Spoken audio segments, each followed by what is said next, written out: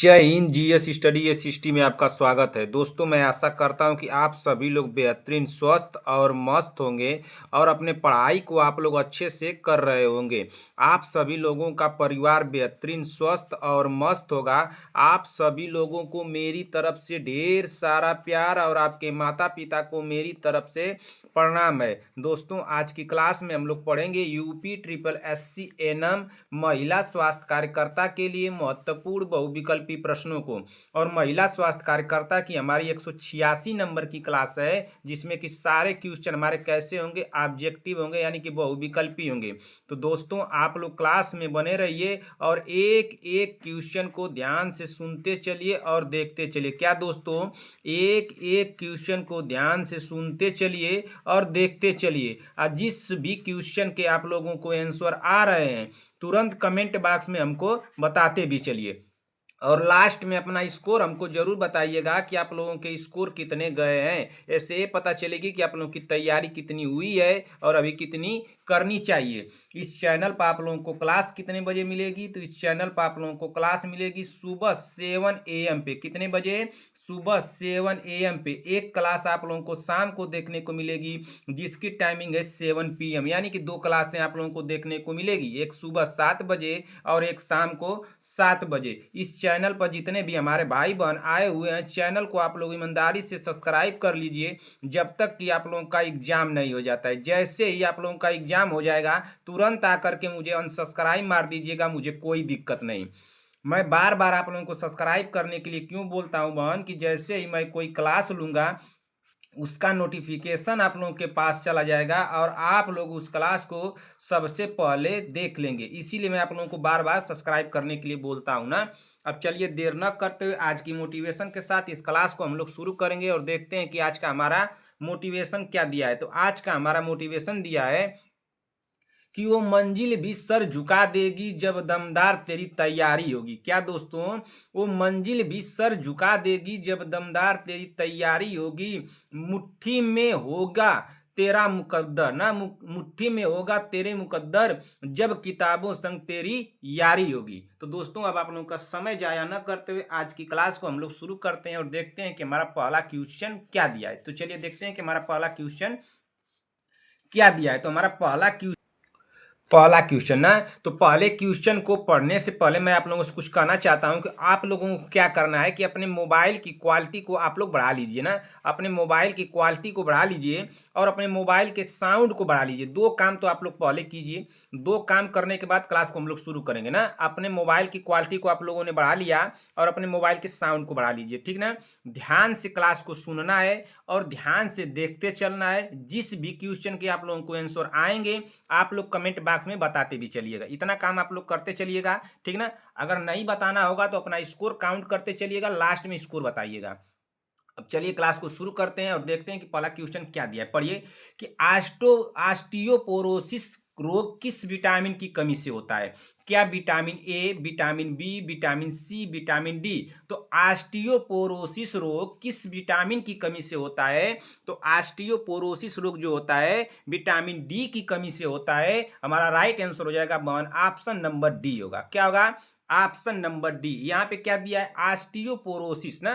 क्या दिया है? ऑस्टियोपोरोसिस। थोड़ा इसके बारे में, विटामिन डी के बारे में और जान लेते हैं यहाँ पे कि कौन कौन सा दे सकता है। जैसे कि दे देगा ये ओस्टोपोरोसिया दिया ना, ओस्टोपोरोसिया, ठीक ना। ऑस्टियोपोरोसिया एक होता है, एक ओस्टोपोरोसिया होता है। तो ओस्टोपोरोसिया तो आप लोग यहाँ पे पढ़ लिए, लेकिन एक देगा क्या? ऑस्टियोपोरोसिया ना, ऑस्टियोमलेशिया देगा। क्या देगा? ऑस्टियोमलेशिया।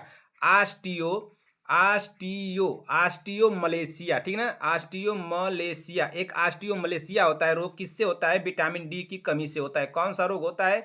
ऑस्टियोमलेशिया होता है। एक ऑस्टियोपोरोसिस होता है, ठीक। दो हुआ, एक यहाँ पे हो गया और एक नंबर दूसरे नंबर पे यहाँ हो गया। और विटामिन डी की कमी से कौन सा रोग हो सकता है भाई? तो 2 नंबर, एक 3 नंबर यहाँ पे देखिए। 3 नंबर यहाँ पे क्या हो सकता है? रिकेट्स हो सकता है। क्या हो सकता है? रिकेट्स ना, रिकेट्स हो सकता है, ठीक। 3 नंबर हो गया।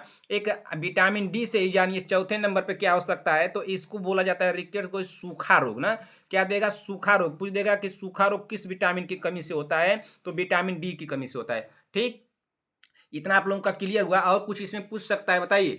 एक इसमें पूछेगा ओस्टोपोरोसिस ना, तो ओस्टोपोरोसिस तो आप लोग जान गए कि विटामिन डी की कमी से होता है, लेकिन विटामिन डी की कमी से ऑस्टियोमलेशिया भी होता है ना, ऑस्टियोमलेशिया भी देगा। और इसको क्या दे देगा, रिकेट्स दे देगा, और देगा सूखा रोग देगा, ठीक ना। तो इतना सब होता है किससे, विटामिन डी की कमी से। विटामिन ए की कमी से जान लेते हैं कि विटामिन ए की कमी से कौन सा रोग होता है भाई, तो विटामिन ए की कमी से होता है रतौंधी। क्या होता है, रतौंधी। विटामिन ए की कमी से क्या होता है, सभी बहने ध्यान दे, रतौंधी होता है ना, जिसको क्या बोला जाता है, तो इसको बोला जाता है बहन नाइट ब्लेंडनेस। क्या बोला जाता है, नाइट ना, NIGHT, नाइट ब्लेंडनेस ना,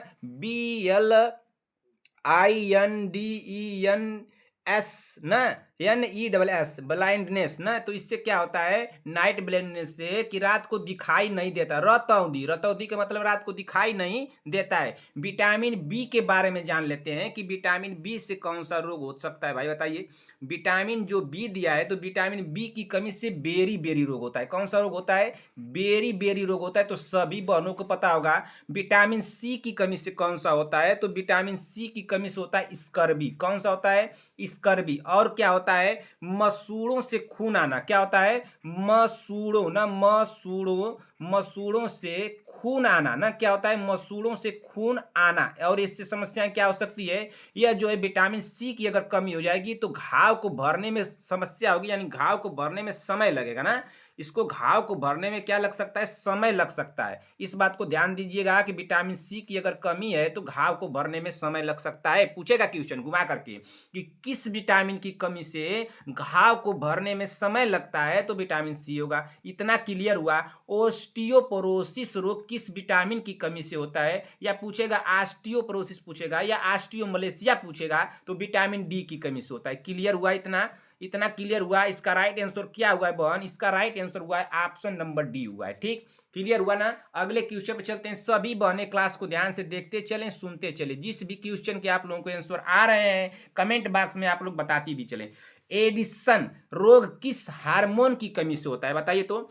एडिशन रोग जो होता है वो किस हार्मोन की कमी से होता है, क्या थायराइड हार्मोन, पैराथायराइड, कार्टिकोस्टेरॉयड, इंसुलिन। तो राइट आंसर क्या होगा भाई, एडिशन रोग किस हार्मोन की कमी से होता है, तो एडिशन रोग जो होता है बहन कार्टिकोस्टेरॉयड की कमी से होता है। राइट आंसर हो जाएगा ऑप्शन नंबर यहाँ पे सी हो जाएगा। क्या हो जाएगा, ऑप्शन नंबर सी। किसी का गलत तो नहीं हुआ, किसी भी बहन का गलत नहीं होना चाहिए। क्वेश्चन नंबर 3 को पढ़िए। क्वेश्चन नंबर 3 क्या पूछा है बहन, कि अंतरा अस्थि इंजेक्शन दिया जाता है।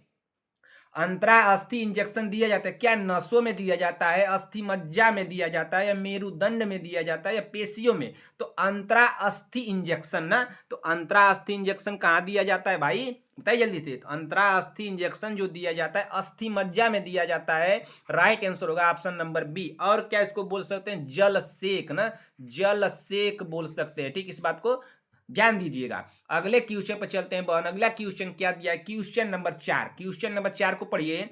आयोडीन युक्त नमक की मानव शरीर में क्या भूमिका है। आयोडीन युक्त जो नमक है उसकी मानव शरीर में क्या भूमिका है, तो बताइए क्या भूमिका है। ऑप्शन ए दिया है कि थायराइड ग्रंथि के कार्य का नियमन करना। ऑप्शन बी दिया है कि अग्नाशय ग्रंथि को सक्रिय करना। ऑप्शन सी दिया है कि गुर्दों की क्रियाशीलता को तीव्रता प्रदान करना। ऑप्शन डी दिया है कि मस्तिष्क की कोशिकाओं को सख्त बनाना। राइट आंसर क्या होगा भाई, सभी बहने ध्यान दे, बताइए राइट आंसर क्या होगा। क्वेश्चन नंबर 4 का सभी बहने कमेंट करें। आयोडीन युक्त नमक की मानव शरीर में क्या भूमिका होती है, तो आयोडीन युक्त नमक की मानव शरीर में थायराइड ग्रंथि के कार्य का नियमन करना। राइट आंसर होगा बहन यहाँ पे ऑप्शन नंबर ए होगा। क्या हो जाएगा, ऑप्शन नंबर ए। किसी भी बहन का गलत तो नहीं हुआ। जिस भी बहन के क्वेश्चन अगर गलत हो रहे हैं वो बहन घबराए ना भाई, परेशान नहीं होना है ना। ये नहीं कि घबरा करके कि अरे तो मेरे सारे क्वेश्चन गलत हो रहे हैं। इतना आसान आसान क्वेश्चन तो गलत नहीं होना चाहिए। अब आप लोगों को क्वेश्चन आसान लगेंगे। क्यों आसान लगेंगे, क्योंकि आप लोग इतनी पढ़ाई इतनी तैयारी कर चुकी हैं कि आप लोगों को बहुत आसान लगेगा क्वेश्चन। ये तो सभी हमको आ रहे हैं, इतने आसान करवा रहे हैं सर, ये आएगा कि नहीं आएगा। इतनी सब समस्याएं आप लोगों को सामने आएंगी कि क्या ये क्वेश्चन आएगा, ये तो सभी आसान है, कोई टफ क्वेश्चन ही नहीं है। तो ऐसा तो है नहीं कि आप लोग के कि आप लोग तैयारी नहीं किए। जब आप लोग तैयारी किए इसलिए आप लोग को ये आसान लग रहा है ना। क्वेश्चन नंबर 5 को पढ़िए बहन कि दर्द निवारक औषधि दी जाती है। तो जब दर्द निवारक औषधि है तो किसके लिए दी जाएगी? दर्द से राहत के लिए दी जाएगी, कि आराम पहुंचाने के लिए, कि नींद लाने के लिए, कि रोगाणुओं को नष्ट करने हेतु। अब बताइए इसमें कौन सा राइट आंसर हो सकता है? बताइए, सभी बहने कमेंट कर दें कि इसमें कौन सा राइट आंसर हो सकता है। भाई 5वें नंबर में पूछा क्या है बहन कि दर्द निवारक औषधि दी जाती है। तो जब दर्द निवारक है तो किस लिए दी जाएगी? दर्द से राहत के लिए दी जाएगी। बिल्कुल सही होगा, राइट आंसर होगा ऑप्शन नंबर ए हो जाएगा। क्या हो जाएगा? Option number A. गलत तो नहीं हुआ? बताइए भाई, गलत तो नहीं हुआ किसी भी बहन का? किसी भी बहन का गलत नहीं होना चाहिए। जिस भी क्वेश्चन के बहन आप लोगों को आंसर आ रहे हैं, कमेंट बॉक्स में आप लोगों को बताने से आप लोगों का प्रेजेंट ऑफ माइंड कितना तेज काम कर रहा है इससे ये पता चलता है। तो आप लोग तुरंत कमेंट कर दिया करिए ना, उससे क्या होता है बताइए। जैसे ही मान लीजिए कि पूछा है क्वेश्चन नंबर 6 कि बिडाल परीक्षण किया जाता है, तो बिडाल परीक्षण किसके लिए किया जाता है? क्या टाइफाइड बुखार की पहचान करने हेतु, या एड्स का पता लगाने के लिए, या दस्त के कारणों पता लगाने हेतु, या पेचिस के कारणों का पता लगाने हेतु? तो किसका मतलब कि किसके लिए बिडाल परीक्षण किया जाता है? बिडाल परीक्षण का मतलब कि बिडाल टेस्ट। तो बिडाल टेस्ट किसके लिए किया जाता है बहन? अगर आप लोगों को क्वेश्चन आ रहा है तो तुरंत डालिए क्वेश्चन नंबर 6 डालिए, जो इसका आंसर हो रहा है। मान लीजिए इसका आंसर ए सही हो रहा है, तुरंत इसको डालिए कि सर क्वेश्चन नंबर 6 का ए होगा ना। तो आप लोगों का इससे होगा कि आप लोग तुरंत इस क्वेश्चन को कर पा रही हैं ना। ये नहीं कि हम तो इसको जानते हैं सर लगा देंगे हो जाएगा। तो जब आ रहा है आप लोग तो कमेंट कर दीजिए। अगर नहीं कमेंट कर पा रहे हैं आप लोग, समस्याएं हो रही हैं, तो अपना स्कोर जो है काउंट करते चलिएगा, ठीक ना। तो बिडाल परीक्षण या बिडाल टेस्ट किस लिए किया जाता है बहन? तो टाइफाइड बुखार की पहचान करने हेतु किया जाता है। यहाँ पे राइट आंसर हो जाएगा ऑप्शन नंबर ए होगा। क्या हो जाएगा? Option number A. एक क्वेश्चन यहाँ से इस तरह से पूछेगा, इस बात को ध्यान दीजिएगा कि आंत ज्वर ना, आंत ज्वर का निदान के लिए भी किया जाता है। तो आंत ज्वर का निदान किसके लिए कौन करता है? तो बिडाल परीक्षण से किया जाता है ना।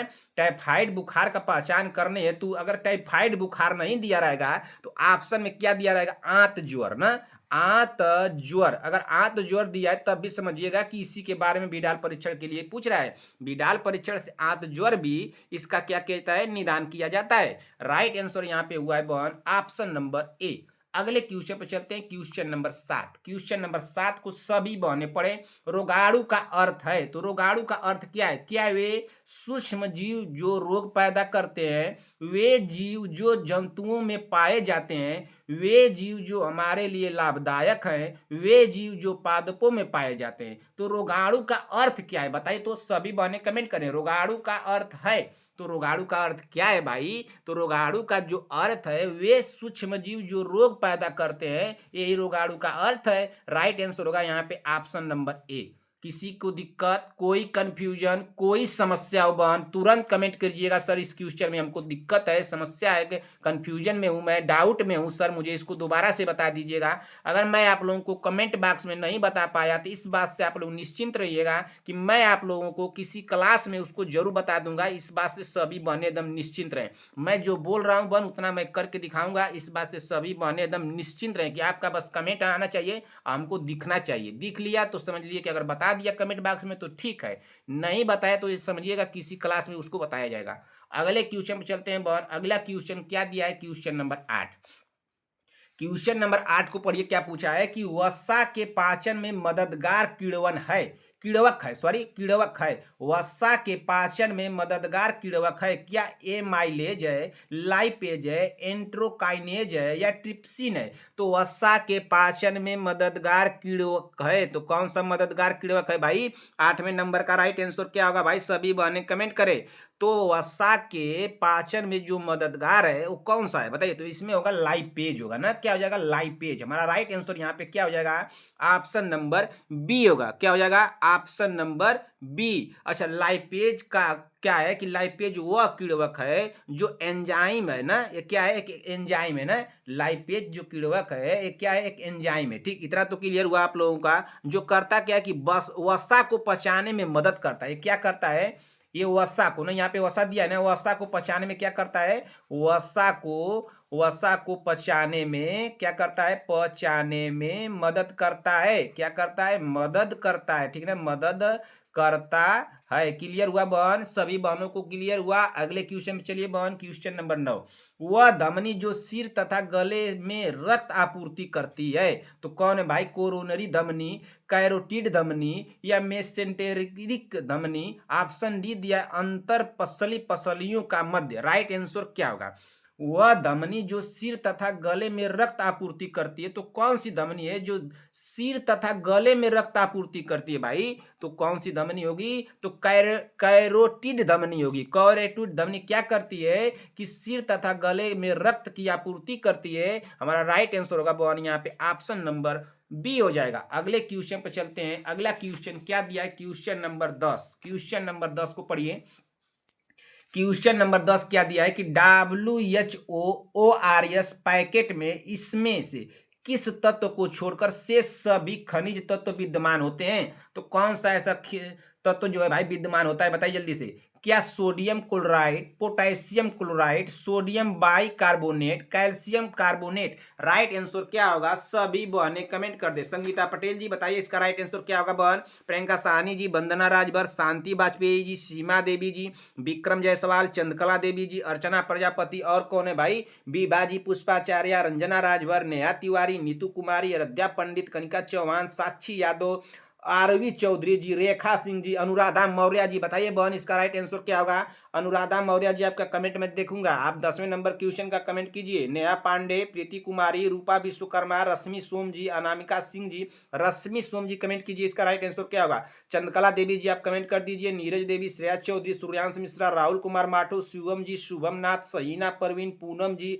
प्रियंका जी, सारे बहने भाई कमेंट करें इसका राइट आंसर क्या होगा 10वें नंबर का। इसका राइट आंसर होगा कैल्शियम कार्बोनेट हो जाएगा। क्या हो जाएगा, कैल्शियम कार्बोनेट। राइट आंसर होगा ऑप्शन नंबर डी। किसी का गलत तो नहीं हुआ, बताइए किसी का। अनुराधा मौर्य जी बहन बताइए तो गलत तो नहीं हुआ। क्वेश्चन नंबर 11 को बताइए, नवजात शिशुओं में क्रियात्मक पीलिया कब होता है, तो नवजात शिशुओं में जो क्रियात्मक पीलिया होता है वो कब होता है। क्या जन्म के समय, जन्म के दूसरे सप्ताह में, जन्म के दूसरे दिन, जन्म के पहले सप्ताह में। इसमें राइट आंसर क्या होगा, सभी बहने कमेंट कर दें। 11 नंबर क्वेश्चन का राइट आंसर क्या होगा भाई, सभी बहने कमेंट करें। इतना आसान क्वेश्चन तो आप लोग कर ली होंगी।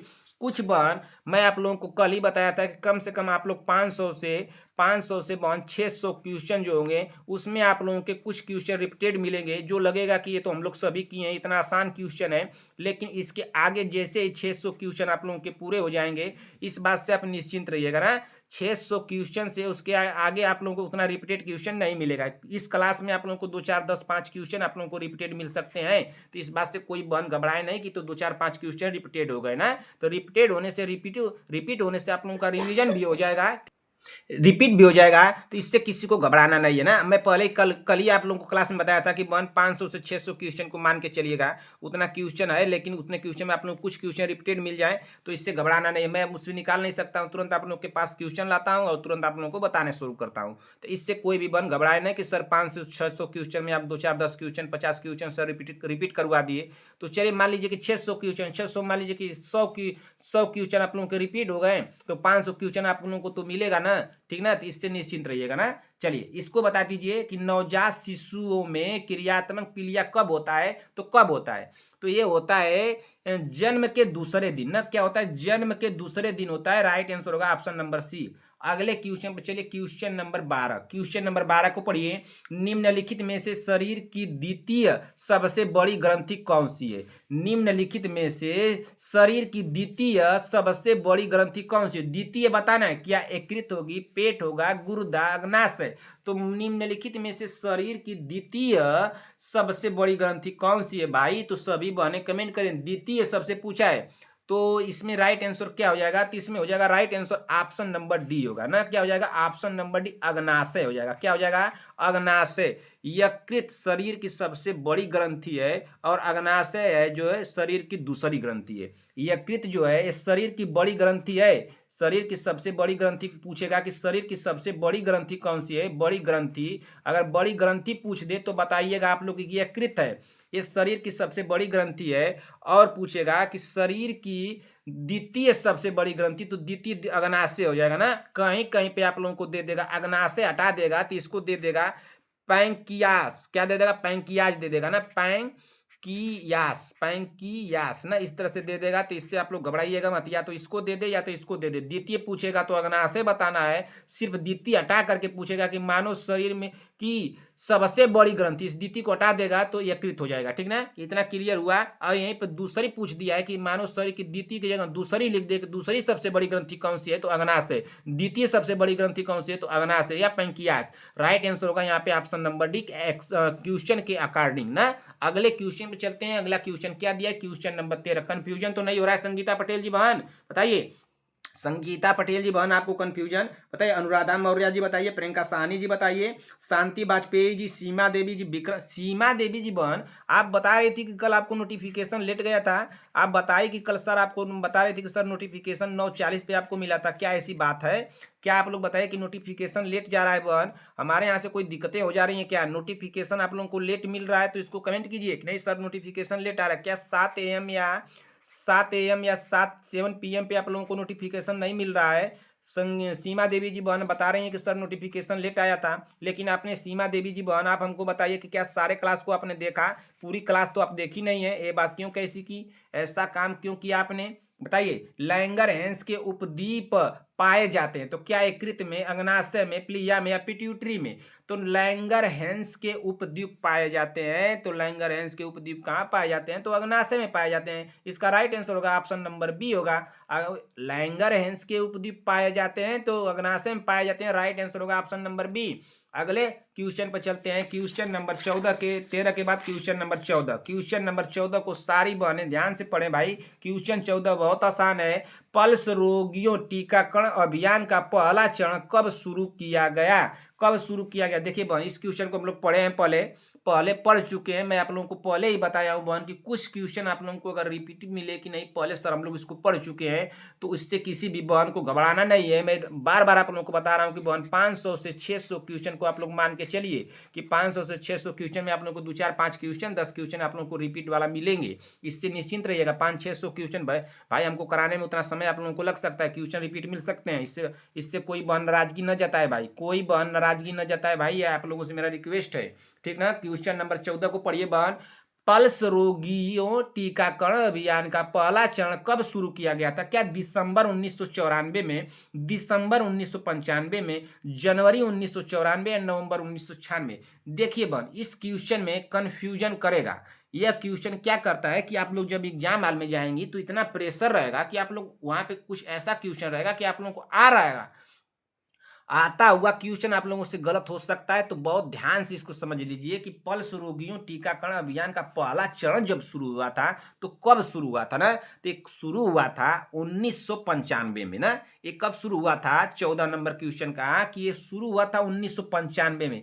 इस 1995 शब्द को ध्यान दीजिएगा और दिसंबर शब्द को। 1995 यहाँ पे दिसंबर 1994 दिया है, दिसंबर 1995 दिया है, तो इस 95 शब्द को लगाना है। दिसंबर 1995 में क्या शुरू हुआ था? पल्स रोगियों टीकाकरण अभियान शुरू हुआ था।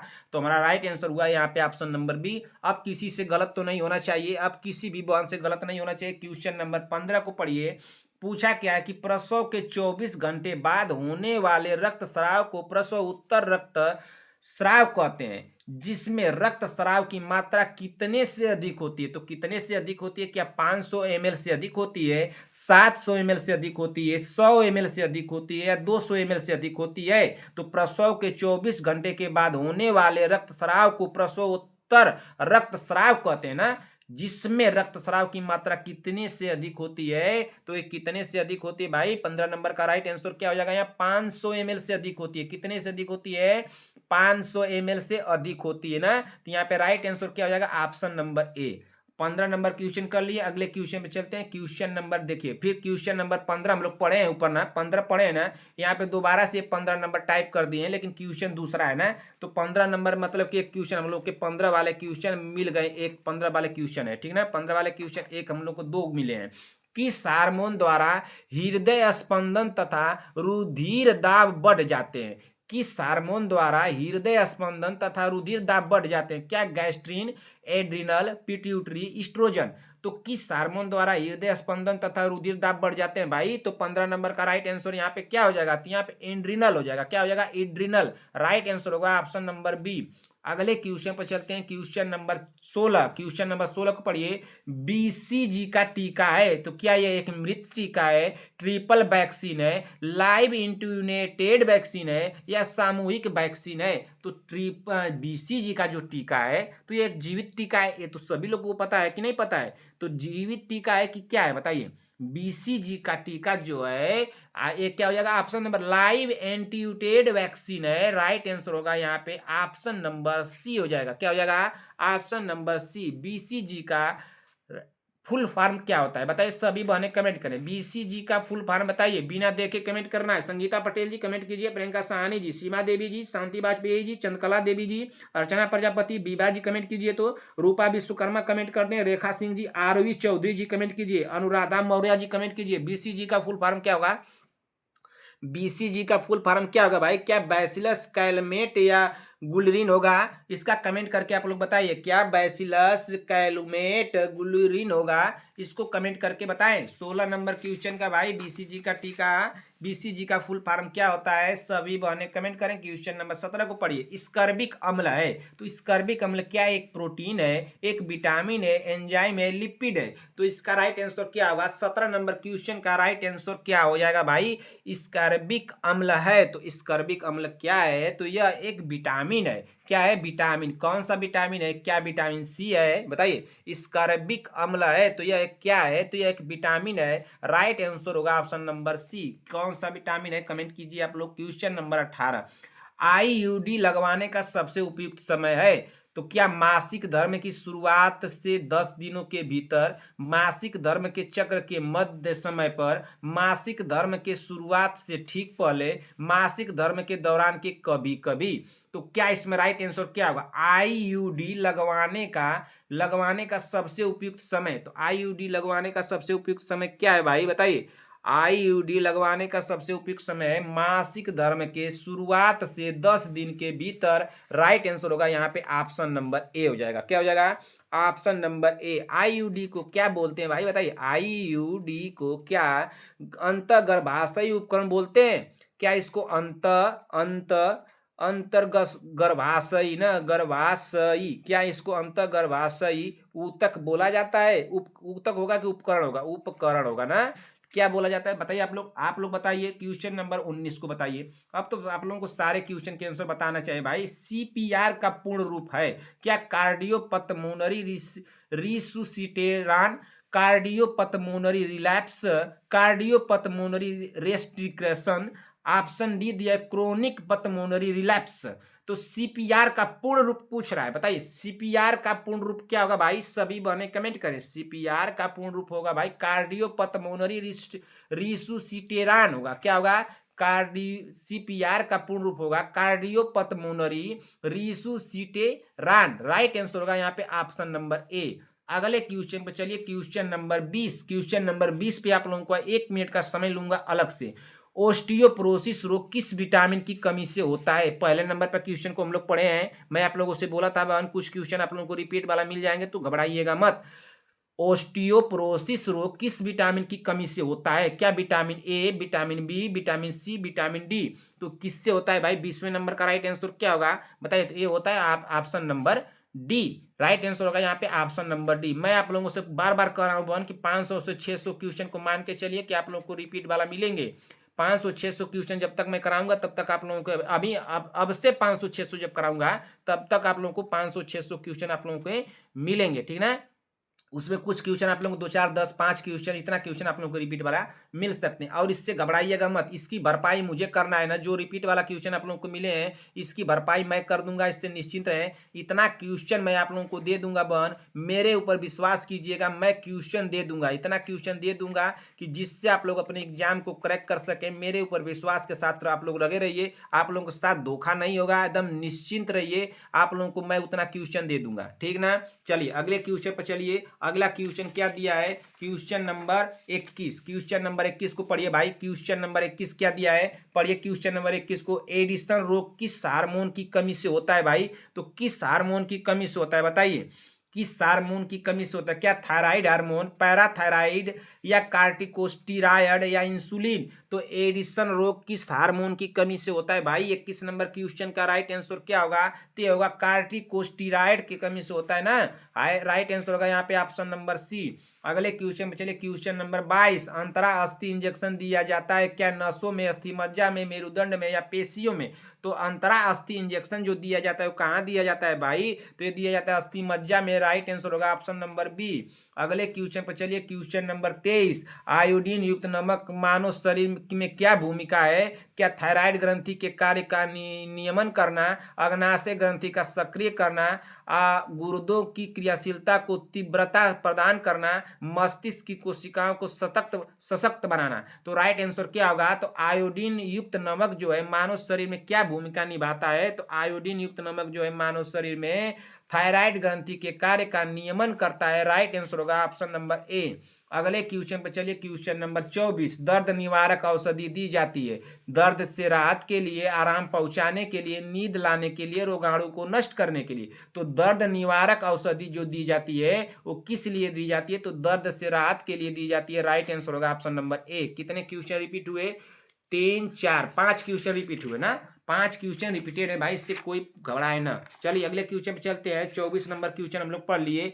24 के बाद हम लोग चलते हैं 25 नंबर क्वेश्चन को। 25 नंबर क्वेश्चन को पढ़िए। विडाल परीक्षण किया जाता है तो क्या टाइफाइड बुखार की पहचान करने हेतु, एड्स का पता लगाने के लिए, दस्त के कारणों का पता लगाने हेतु, पेचिश के कारणों का पता लगाने हेतु। तो विडाल परीक्षण किया जाता है। तो विडाल परीक्षण किस लिए किया जाता है भाई, तो ये टाइफाइड बुखार की पहचान करने हेतु किया जाता है। हमारा राइट आंसर होगा ऑप्शन नंबर ए। क्या हो जाएगा, ऑप्शन नंबर ए। अगले क्वेश्चन चलिए। Question number 26। रोगाणु का अर्थ है क्या वे सूक्ष्म जीव जो रोग पैदा करते हैं, वे जीव जो जंतु में पाए जाते हैं, वे जीव जो हमारे लिए लाभदायक हैं, वे जीव जो पादपों में पाए जाते हैं। तो बताइए रोगाणु का अर्थ क्या होगा भाई, रोगाणु का अर्थ क्या होगा। 26 नंबर क्वेश्चन का राइट आंसर क्या होगा, सभी बने कमेंट करें। तो रोगाणु का अर्थ होता है वे सूक्ष्म जीव जो रोग पैदा करते हैं। राइट आंसर होगा यहाँ पे ऑप्शन नंबर ए। अगले क्वेश्चन पर चलते हैं। Question number 27। वसा के पाचन में मददगार कीड़वक है तो क्या एमाइलेज होगा, लाइपेज होगा, एंट्राकाइनेज होगा, या ट्रिप्सिन होगा।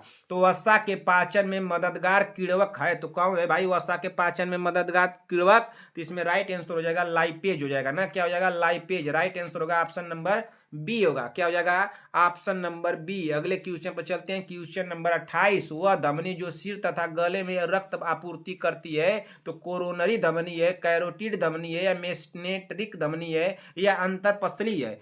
तो वह धमनी जो सिर तथा गले में रक्त आपूर्ति करती है तो कौन सी धमनी है भाई। 28 नंबर का राइट आंसर क्या होगा, तो कैरोटिड धमनी है। राइट आंसर होगा ऑप्शन नंबर बी।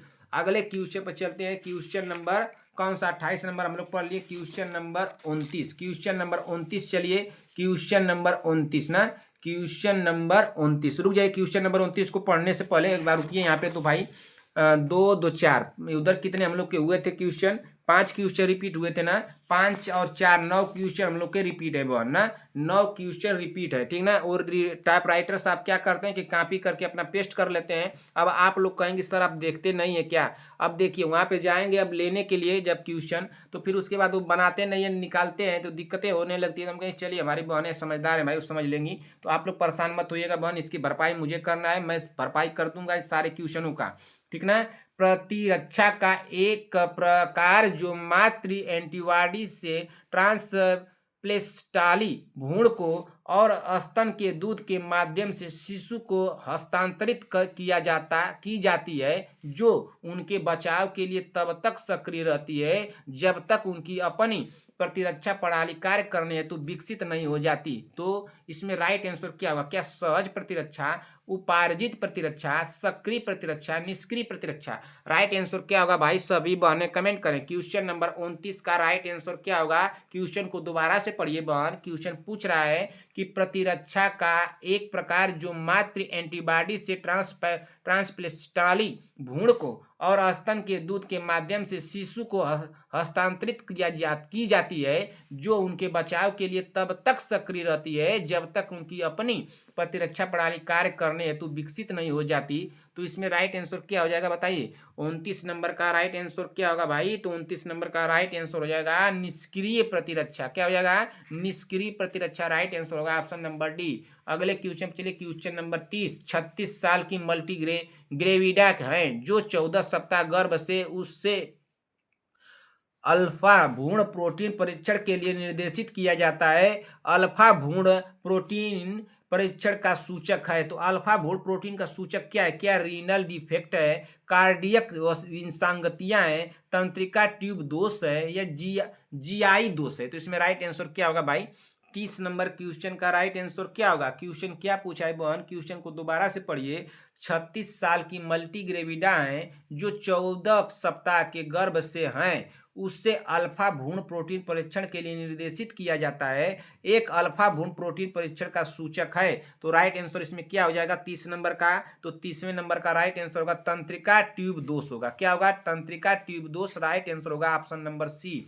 अगले क्वेश्चन पर चलिए, क्वेश्चन नंबर 31। भारत में मातृ मृत्यु का मुख्य कारण है? क्या बाधित जन्म प्रक्रिया, संक्रमण, रक्ताल्पता, रक्तस्राव? तो भारत में मातृ मृत्यु का मुख्य कारण क्या है भाई? तो भारत में मातृ मृत्यु का जो मुख्य कारण है वो क्या है बताइए जल्दी से? तो वो है रक्तस्राव ना। भारत में मातृ मृत्यु का मुख्य कारण क्या है? तो रक्तस्राव है। रक्ताल्पता मत लगाइएगा, रक्तस्राव होगा। राइट आंसर होगा ऑप्शन नंबर डी। अगले क्वेश्चन पे चलते हैं। क्वेश्चन नंबर 31 हो गया। क्वेश्चन नंबर 32 पे चलिए। क्वेश्चन नंबर 32 क्या दिया है भाई? पढ़िए क्वेश्चन नंबर 32 को। गर्भाशय गुहा की लंबाई एवं स्थिति का आकलन करने के लिए प्रयोग किए जाने वाले उपकरण है? क्या वेजाइनल स्पेकुलम, वाल्सेलम, टेनाकुलम, या यूटेराइन साउंड? तो राइट आंसर क्या होगा भाई? गर्भाशय गुहा की लंबाई एवं स्थिति का आकलन करने के लिए प्रयोग किए जाने वाले उपकरण है। तो प्रयोग किए जाने वाले उपकरण कौन से है भाई बताइए जल्दी से? प्रयोग किए जाने वाले उपकरण कौन से होंगे 32 नंबर का? तो राइट आंसर हो जाएगा यूटेराइन साउंड होगा। राइट आंसर होगा यहाँ पे ऑप्शन नंबर डी। अगले क्वेश्चन में चलिए, क्वेश्चन नंबर 33। एक्लेम्सिया के उपचार के लिए ड्रग्स है? क्या डाइजेपाम है, एप्सालिन है, या मैग्नीशियम सल्फेट है, या लेबटालोल है? तो राइट आंसर क्या होगा बताइए? तो एक्लेम्सिया के उपचार के लिए ड्रग्स है। संगीता पटेल जी क्वेश्चन को आप कर लेंगी भाई? क्वेश्चन को कर लेंगी संगीता पटेल जी, शांति वाजपेयी जी, रश्मि सोम जी, सभी बहने बताएं। अनुराधा मौर्य जी बताइए तो इसका राइट आंसर क्या होगा? नेहा पांडे जी बताइए इसका राइट आंसर क्या होगा? संगीता पटेल जी, प्रियंका साहनी जी, सीमा देवी जी, शांति वाजपेयी जी, चंद्रकला देवी जी बताइए। विभा जी बताइए इसका राइट आंसर क्या होगा 33 नंबर का? तो 33 नंबर का राइट आंसर हो जाएगा भाई ऑप्शन नंबर क्या होगा? मैग्नीशियम सल्फेट होगा। ऑप्शन नंबर सी हो जाएगा। यहाँ पे क्या हो जाएगा?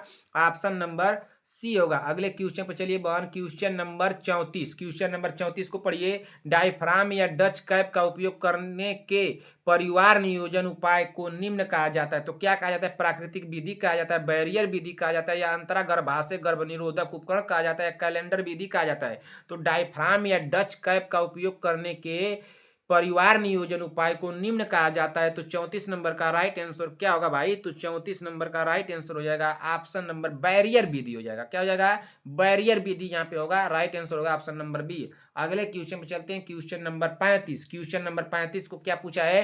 किस अवस्था में ब्लास्टोसिस फीटेलिस रोग गर्भपात कर सकता है? तो कौन कर सकता है भाई? कि आरएच पति तथा आरएच पत्नी, आरएच पति तथा आरएच पत्नी, आरएच पति तथा आरएच पत्नी। क्या भाई एक ही बात लिख दिया है? आरएच प्लस पति तथा आरएच पत्नी। इसमें राइट आंसर क्या होगा 35 नंबर का बताइए? 35 नंबर का तो राइट आंसर इसमें कौन सा डिफरेंट लग रहा है? तो इसमें जो डिफरेंट लग रहा है बस यही वाला लग रहा है कि आरएच प्लस पति तथा आरएच पत्नी। राइट आंसर होगा ऑप्शन नंबर डी होगा। यहाँ पे राइट आंसर होगा ऑप्शन नंबर डी। 35 का तो यही होगा ना। किस अवस्था में एरिथ्रोब्लास्टोसिस फीटेलिस रोग पर गर्भपात कर सकता है, तो RH प्लस होगा, प्लस पति तथा RH पत्नी। राइट आंसर होगा ऑप्शन नंबर डी। तो सभी मिलते जुलते हैं तो गलत हो जाएगा। अगले क्वेश्चन पे चलते हैं 35 नंबर के बाद। 35 नंबर क्वेश्चन के बाद चलते हैं 36 नंबर क्वेश्चन पे। 36 नंबर क्वेश्चन को देखा जाए क्या पूछा है भाई। 36 नंबर क्वेश्चन को पढ़िए। 36 नंबर क्वेश्चन क्या पूछा है कि हीमोग्लोबिन में कौन सी धातु होती है, क्या Cu, Fe+2 या मैग्नीशियम, जिंक। बताइए क्या होता है इसमें। इसमें हीमोग्लोबिन में क्या होता है, तो हीमोग्लोबिन में तो आप लोग जानते हैं कि आयरन होता है। क्या हीमोग्लोबिन में क्या होता है भाई। 36 नंबर क्वेश्चन का राइट आंसर क्या हो जाएगा यहाँ पे बताइए। तो 36 नंबर क्वेश्चन का राइट आंसर होगा ऑप्शन नंबर सी होगा। यहाँ पे सी दिया है, सी होगा, Fe+2 होगा। राइट आंसर होगा ऑप्शन नंबर सी, ठीक ना। चलिए अगले क्वेश्चन पे चलिए। Question number 37। कोविड-19 संक्रमण के प्रसार को रोकने के लिए अस्वस्थकर उपाय है, क्या अच्छी तरह से भोजन करना, दिन में 2 बार ब्रश करना, हाथ धोना, सोना। राइट आंसर क्या होगा।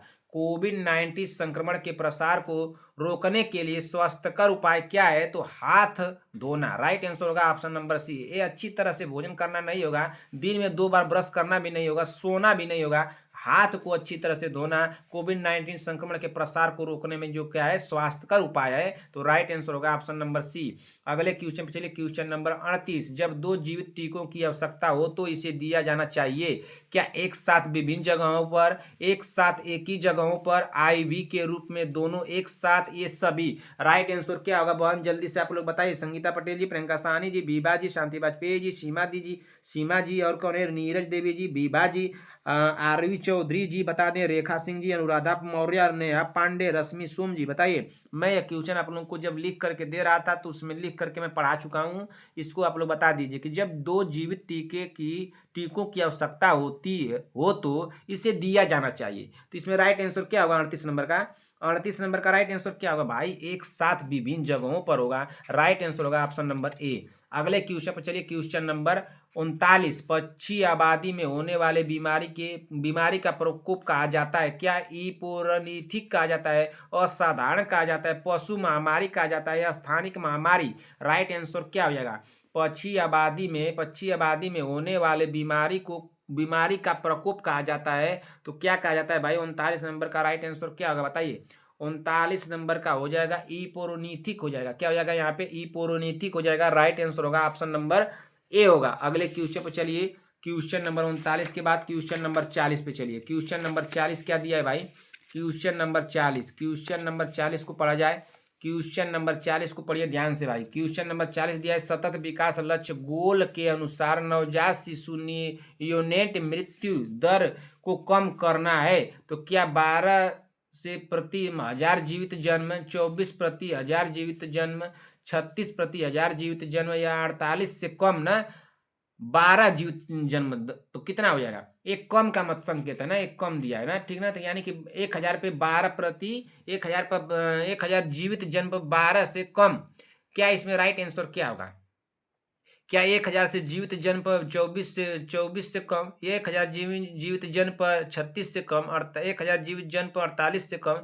तो सतत विकास लक्ष्य गोल के अनुसार नवजात शिशुओं का जो नियोनेट मृत्यु दर कम करना है, तो कितना होना चाहिए। 1000 पे 12 से कम होना चाहिए ना। इसमें राइट आंसर हो जाएगा 40 नंबर का ऑप्शन नंबर यहाँ पे ए होगा। इसको कम में गिनिएगा, ऑप्शन नंबर ए होगा। अगले क्वेश्चन पे चलिए। अगला क्वेश्चन क्या दिया, क्वेश्चन नंबर 41। किसी क्वेश्चन को एक्सप्लेन करना पड़ेगा क्या, किसी क्वेश्चन को अगर एक्सप्लेन करना होगा तो आप लोग कमेंट कीजिएगा, ठीक ना। अब एक्सप्लेन करने के उतना समय नहीं रह गया हम लोग के पास। जितना से जितना हो सके 1000-2000 क्वेश्चन हम लोग टच कर लें उतना बहुत है हम लोगों के लिए। बिट्यूक सूचकांक प्रायः किसके वाहक के घनत्व को मापने के लिए किया जाता है। बिट्यू सूचकांक प्रायः किसके वाहक के घनत्व को मापने के लिए किया जाता है, क्या पीत ज्वर को, डेंगू को, चिकनगुनिया को या काला अजार को। तो किसके लिए किया जाता है भाई, किस वाहक के घनत्व को मापने के लिए किया जाता है बिट्यू सूचकांक। तो हमारा राइट आंसर होगा 41 नंबर का ऑप्शन नंबर क्या हो जाएगा, डेंगू के लिए ऑप्शन नंबर बी होगा ना। अगले क्वेश्चन पर चलते हैं। Question number 42। क्वेश्चन नंबर 42 को पढ़िए। गर्भावस्था के दौरान एएनएम को कम से कम कितने ANC विजिट करना चाहिए, क्या 3, 4, 9। राइट आंसर क्या होगा भाई। गर्भावस्था के दौरान एएनएम को कम से कम कितनी ANC विजिट करना चाहिए, तो कितनी करनी चाहिए भाई। बताइए। इसमें देखिए यहाँ पे सी दिया है, यहाँ पे भी सी दिया है, लेकिन दोनों ऑप्शन में क्या दे दिया है, 4 दे दिया है ना। सी दिया है लेकिन दोनों जगह 4 भी दिया है, तो इसको ध्यान दीजिएगा, बी दिया ही नहीं है। एक 9 है, एक 3 है, एक 4 है। अब बताइए इसमें तीनों ऑप्शन में आप लोग बता दीजिए, तीनों ऑप्शन में आंसर मिल सकता है। 42 नंबर का राइट आंसर क्या होगा, तो इसमें 42 नंबर का राइट आंसर होगा सी, 4 होगा ना। कितनी विजिट करना चाहिए, तो 4 करनी चाहिए। राइट आंसर होगा ऑप्शन नंबर सी। अगले क्वेश्चन पर चलते हैं, क्वेश्चन नंबर 43। निम्नलिखित में से कौन सी बीमारी एसिड फास्ट बेसिलाई द्वारा कारित नहीं होती है, तो क्या कुष्ठ रोग, क्षय रोग, नोकार्डियोसिस या मोतीझरा। राइट आंसर क्या होगा, निम्नलिखित में से कौन सी बीमारी एसिड फास्ट बेसिलाई द्वारा कारित नहीं होती है, तो 43 नंबर क्वेश्चन का राइट आंसर क्या होगा भाई, तो इसमें हो जाएगा मोतीझरा ना। क्या हो जाएगा, मोतीझरा। राइट आंसर होगा ऑप्शन नंबर डी। क्या हो जाएगा, ऑप्शन नंबर डी। अगले क्वेश्चन पर चलिए, क्वेश्चन नंबर 43 हो गया। क्वेश्चन नंबर 44 पे चलते हैं। क्वेश्चन नंबर 44 को पढ़िए। क्वेश्चन नंबर 44 को हम लोग पढ़ चुके हैं। क्वेश्चन नंबर 44 को कभी हम लोग पढ़े हैं, इसको बताइए। क्वेश्चन नंबर 44, पानी के उबालने से सभी जीवाणु मर जाते हैं केवल एक को छोड़कर, तो कौन है भाई, क्या फंजाई है, बैक्टीरिया है, प्रोटोजोआ है, स्पोर्स यानी बीजाणु है। इसको हम लोग पढ़ चुके हैं, इस बीजाणु वाला को पढ़ चुके हैं ना। इस क्वेश्चन को हम लोग पहले, बहुत पहले पढ़ चुके हैं, 10-15 दिन पहले। बताइए, इसको भूले तो नहीं है आप लोग। पानी के उबालने से सभी जीवाणु मर जाते हैं केवल एक को छोड़कर, तो इसमें 44 नंबर का राइट आंसर क्या होगा भाई, तो इसमें हो जाएगा स्पोर्स बीजाणु वाला। ये ऑप्शन हम लगाए थे, आप लोगों को पता होगा, याद आ रहा होगा। राइट आंसर होगा ऑप्शन नंबर डी। अगले क्वेश्चन चलिए, क्वेश्चन नंबर 45, रुधिर स्कंदन के लिए आवश्यक है क्या NaCl। राइट आंसर क्या होगा बताइए। इसमें राइट आंसर क्या होगा, रुधिर स्कंदन के लिए आवश्यक है। रुधिर स्कंदन के लिए आवश्यक है, तो क्या कैल्शियम आयन आवश्यक है। रुधिर स्कंदन के लिए क्या कैल्शियम आवश्यक है, तो यहाँ पे राइट कैल्शियम आयरन ना, तो राइट आंसर होगा ऑप्शन नंबर ए, सी हो जाएगा ना। क्या हो जाएगा, ऑप्शन नंबर सी वाला हो जाएगा, ठीक ना। क्या हो जाएगा, calcium, calcium, calcium, calcium ion हो जाएगा ना। क्या हो जाएगा, कैल्शियम आयन। क्या इसको Ca+2 लिख सकते हैं, बताइए आप लोग कमेंट करके हमको बताइए। क्वेश्चन नंबर 46, किस प्रकार की के हेपेटाइटिस में वर्टिकल फैलाव होता है, क्या hepatitis A, hepatitis B, hepatitis E, hepatitis C. किस प्रकार के हेपेटाइटिस में वर्टिकल फैलाव होता है, तो किस प्रकार के हेपेटाइटिस में वर्टिकल फैलाव होता है भाई, सभी बने कमेंट करें। तो 46 नंबर का राइट आंसर क्या होगा भाई, बताइए जल्दी से। अरे भाई हेपेटाइटिस, हमको लग रहा है हेपेटाइटिस बी होगा।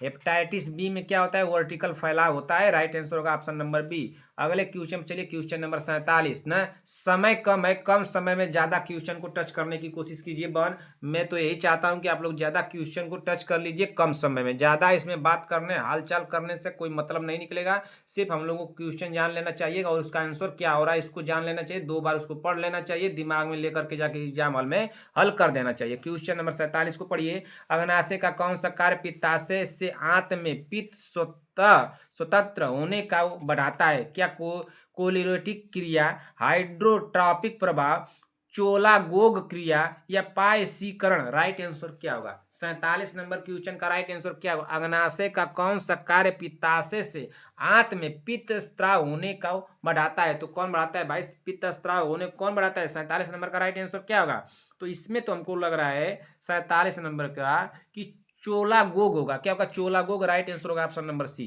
ना। 47 नंबर का क्या होगा, चोलागोग। अगले के क्वेश्चन पे चलते हैं, 47 के बाद अगले क्वेश्चन पे चलिए। 47 के बाद 48 नंबर क्वेश्चन पर चला जाए भाई। चलिए 47 के बाद अगले क्वेश्चन पे चलते हैं। रुक जाइए, 47 ना है हम लोग का। चलिए 47 के बाद अगले क्वेश्चन पे चलते हैं। रुकिए देखते हैं भाई, 47 के बाद 50-52 कैसे आ रहा है।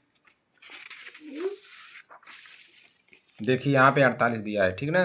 48, चलिए 48 को पढ़ लेते हैं। हम लोग इसके पहले कौन सा पढ़ रहे थे, तो इसके पहले पढ़ रहे थे कौन सा, 47 पढ़ रहे थे ना। 47 नंबर पढ़ रहे थे। 47 के बाद 48 पे चलते हैं। चलिए 48 को पढ़ लेते हैं। 48 क्या दिया है भाई, 48 नंबर को पढ़िए। 48 नंबर क्या दिया है, पूछ रहा है क्वेश्चन कि इनमें से कौन सा एक कार्य यकृत का है। इनमें से कौन सा कार्य एक यकृत का है, क्या कार्बोहाइड्रेट का एलिमिनेशन, पित्त रस को गाढ़ा करना, प्लाज्मा प्रोटीन का सिंथेसिस, ऑप्शन डी दिया कोलिसिस्टोकाइनिन का स्त्राव करना। हमारा राइट आंसर क्या होगा भाई, सभी बने कमेंट कर दें। क्वेश्चन नंबर 48, इनमें से कौन सा एक कार्य यकृत का है, तो इनमें से कौन सा कार्य यकृत का है, तो प्लाज्मा प्रोटीन का सिंथेसिस होगा। राइट आंसर हो जाएगा ऑप्शन नंबर सी होगा। क्या होगा? ऑप्शन नंबर सी हमारा यहाँ पे राइट आंसर हो जाएगा। अगले क्वेश्चन पर चलते हैं, क्वेश्चन नंबर 49। क्वेश्चन नंबर 49 को पढ़िए। औषधि का अवशोषण किस भाग में सबसे अधिक होता है? औषधि का अवशोषण किस भाग में सबसे अधिक होता है? तो किस भाग में सबसे अधिक होता है? क्या बड़ी आंत, अमाशय, पित्ताशय या छोटी आंत? तो औषधि का अवशोषण जो होता है सबसे वो किस भाग में अधिक होता है भाई? तो 49 नंबर का राइट आंसर हो जाएगा ऑप्शन नंबर डी, छोटी आंत में होता है। कहाँ होता है? छोटी आंत में। हमारा राइट आंसर होगा ऑप्शन नंबर डी। अगले क्वेश्चन पे चलते हैं, क्वेश्चन नंबर 50। लौह तत्व की कमी से उत्पन्न एनीमिया रोग से पीड़ित बच्चे में क्या लक्षण दिखाई देते हैं? तो क्या लक्षण दिखाई देते हैं? क्या भार में गिरावट, मांसपेशियों में हास्य, सक्रियता के स्तर में कमी? ऑप्शन डी दिया, बी तथा सी दोनों। राइट आंसर क्या होगा 50 नंबर का? सभी बहने कमेंट कर दें। तो लौह तत्व की कमी से उत्पन्न एनीमिया रोग से पीड़ित बच्चों में क्या लक्षण दिखाई देते हैं? तो देखिए इसमें लक्षण जो दिखाई देते हैं, मांसपेशियों में हास्य होगा और सक्रियता स्तर में कमी होगा। जब ये दो ऑप्शन यहाँ पे सही हो रहे हैं तो ऑप्शन नंबर यहाँ पे क्या दिया है बताइए? ऑप्शन नंबर यहाँ पे डी दिया है, बी तथा सी दोनों। राइट आंसर हो जाएगा ऑप्शन नंबर डी। अगले क्वेश्चन पे चलते हैं, क्वेश्चन नंबर 51। शिशु में तेज दस्त के देखे जाने वाले लक्षण हैं। क्या उल्टी होगा, दबी हुई तालू, उदर में फैलाव या पीली पेशाब? राइट आंसर क्या होगा भाई? सभी बने कमेंट करें। क्वेश्चन नंबर 51, शिशु में तेज दस्त के देखे जाने वाले लक्षण हैं। तो तेज दस्त देखे जाने वाले के लक्षण क्या है भाई? इसमें से राइट आंसर क्या होगा बताइए जल्दी से आप लोग। तो 51 नंबर का राइट आंसर हो जाएगा ऑप्शन नंबर बी, दबी हुई तालू। क्या हो जाएगा? दबी हुई तालू हमारा राइट आंसर होगा ऑप्शन नंबर बी। 51 के बाद अगले क्वेश्चन पर चलते हैं, क्वेश्चन नंबर 52 ना। क्वेश्चन नंबर 52 को पढ़िए, क्या दिया है भाई? चलिए क्वेश्चन नंबर 52 को पढ़ लेते हैं। क्वेश्चन नंबर 52 हमारा क्या दिया है? पढ़िए क्वेश्चन नंबर 52 को। क्वेश्चन नंबर सबसे सामान्य प्रकार का मस्तिष्क ट्यूमर है। क्या सेरिब्रेजियोमा या ग्लियोमा या मेंजियोमा या ब्लिम ट्यूमर? राइट आंसर क्या होगा भाई? सभी बने कमेंट करें। सबसे सामान्य प्रकार का मस्तिष्क ट्यूमर है, तो सबसे सामान्य प्रकार का मस्तिष्क ट्यूमर क्या होगा? जल्दी से आप लोग कमेंट कीजिए। सबसे सामान्य प्रकार का मस्तिष्क ट्यूमर क्या होगा? तो इसमें राइट आंसर हो जाएगा ऑप्शन नंबर मेनिजियोमा होगा। क्या होगा? मेनिजियोमा हमारा राइट आंसर होगा ऑप्शन नंबर सी। अगले क्वेश्चन पर चलते हैं। अगला क्वेश्चन क्या दिया है भाई? अगला क्वेश्चन देखते हैं क्या दिया है। Question number 53। क्वेश्चन नंबर 53 को पढ़िए। जलांत रोधी टीके का सबसे उपयुक्त स्थान है। क्या कूल्हे की पेशी या नितंब पेशी, कंधे की त्रिकोणी पेशी, पेट की अग्र दीवार, जांघ के भीतरी हिस्से? तो जलांतक रोधी टीके का सबसे उपयुक्त स्थान क्या है भाई? तो जलांतक टीके का सबसे उपयुक्त जो स्थान होगा वो क्या होगा? तो कंधे की त्रिकोणी पेशी होगा। हमारा राइट आंसर हो जाएगा यहाँ पे ऑप्शन नंबर बी होगा ना। अगले क्वेश्चन पे चलते हैं, क्वेश्चन नंबर 54। क्वेश्चन नंबर 54 को पढ़िए। ए बी रक्त वर्ग वाले एक व्यक्ति ए बी और ओ रक्त वर्ग वाले को रक्तदान कर सकता है। ऑप्शन बी दिया है, सार्वभौमिक रक्तदाता कहा जाता है। ऑप्शन सी दिया है कि किसी भी वर्ग से रक्त ले सकता है। ऑप्शन डी दिया है, न तो एक ये सार्वभौमिक पर प्राप्त करता है और न ही एक ये सार्वभौमिक दाता है। तो हमारा राइट आंसर क्या होगा भाई? सभी बहने कमेंट कर दे। क्वेश्चन नंबर 54 का राइट आंसर क्या हो जाएगा? तो 54 का राइट आंसर होगा ऑप्शन नंबर सी होगा, किसी भी वर्ग से रक्त ले सकता है। हमारा राइट आंसर होगा option number C, A B रक्त वाला व्यक्ति किसी भी वर्ग से रक्त ले सकता है। हमारा राइट आंसर होगा ऑप्शन नंबर सी यहाँ पे।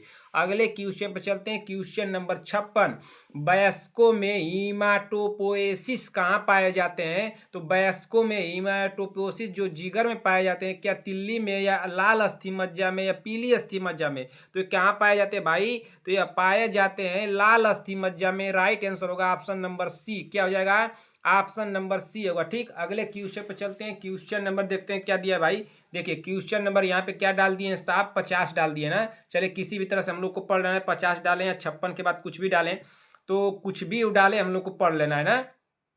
तो चलिए 50 नंबर को पढ़ लेते हैं, लेकिन जब ये 56 के बाद हम लोग आगे बढ़ रहे हैं तो इसको 57 कर दीजिए आप लोग ना। तो 57 नंबर को पढ़ लेते हैं कि मनुष्य की आंखों की स्वस्थ क्रियाशीलता कौन सी विटामिन बढ़ाती है? मनुष्यों की स्वस्थ मनुष्य की आंखों की स्वस्थ क्रियाशीलता कौन सी विटामिन बढ़ाती है? क्या vitamin A, vitamin B, vitamin C, vitamin D, vitamin A? तो मनुष्यों की आंखों की स्वस्थ क्रियाशीलता कौन सी विटामिन बढ़ाती है?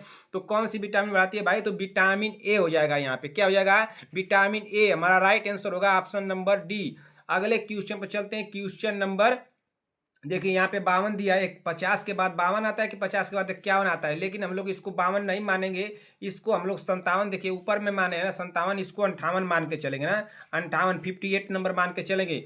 रतौंधी निम्नलिखित के कारण होती है? क्या एड्रीनेलिन के अधिक स्राव से, विटामिन ए की कमी से, एक्स क्रोमोसोम द्वारा वंशानुक्रम से, या अधिक शराब पीने से? तो रतौंधी निम्नलिखित कारण से होती है। तो रतौंधी किसके कारण होती है भाई? तो यह होती है विटामिन ए की कमी से। किसके कमी से? विटामिन ए की कमी से। हमारा राइट आंसर हो जाएगा यहाँ पे ऑप्शन नंबर बी। अगले क्वेश्चन पर चलते हैं। Question number 59। क्वेश्चन नंबर 59 को पढ़िए।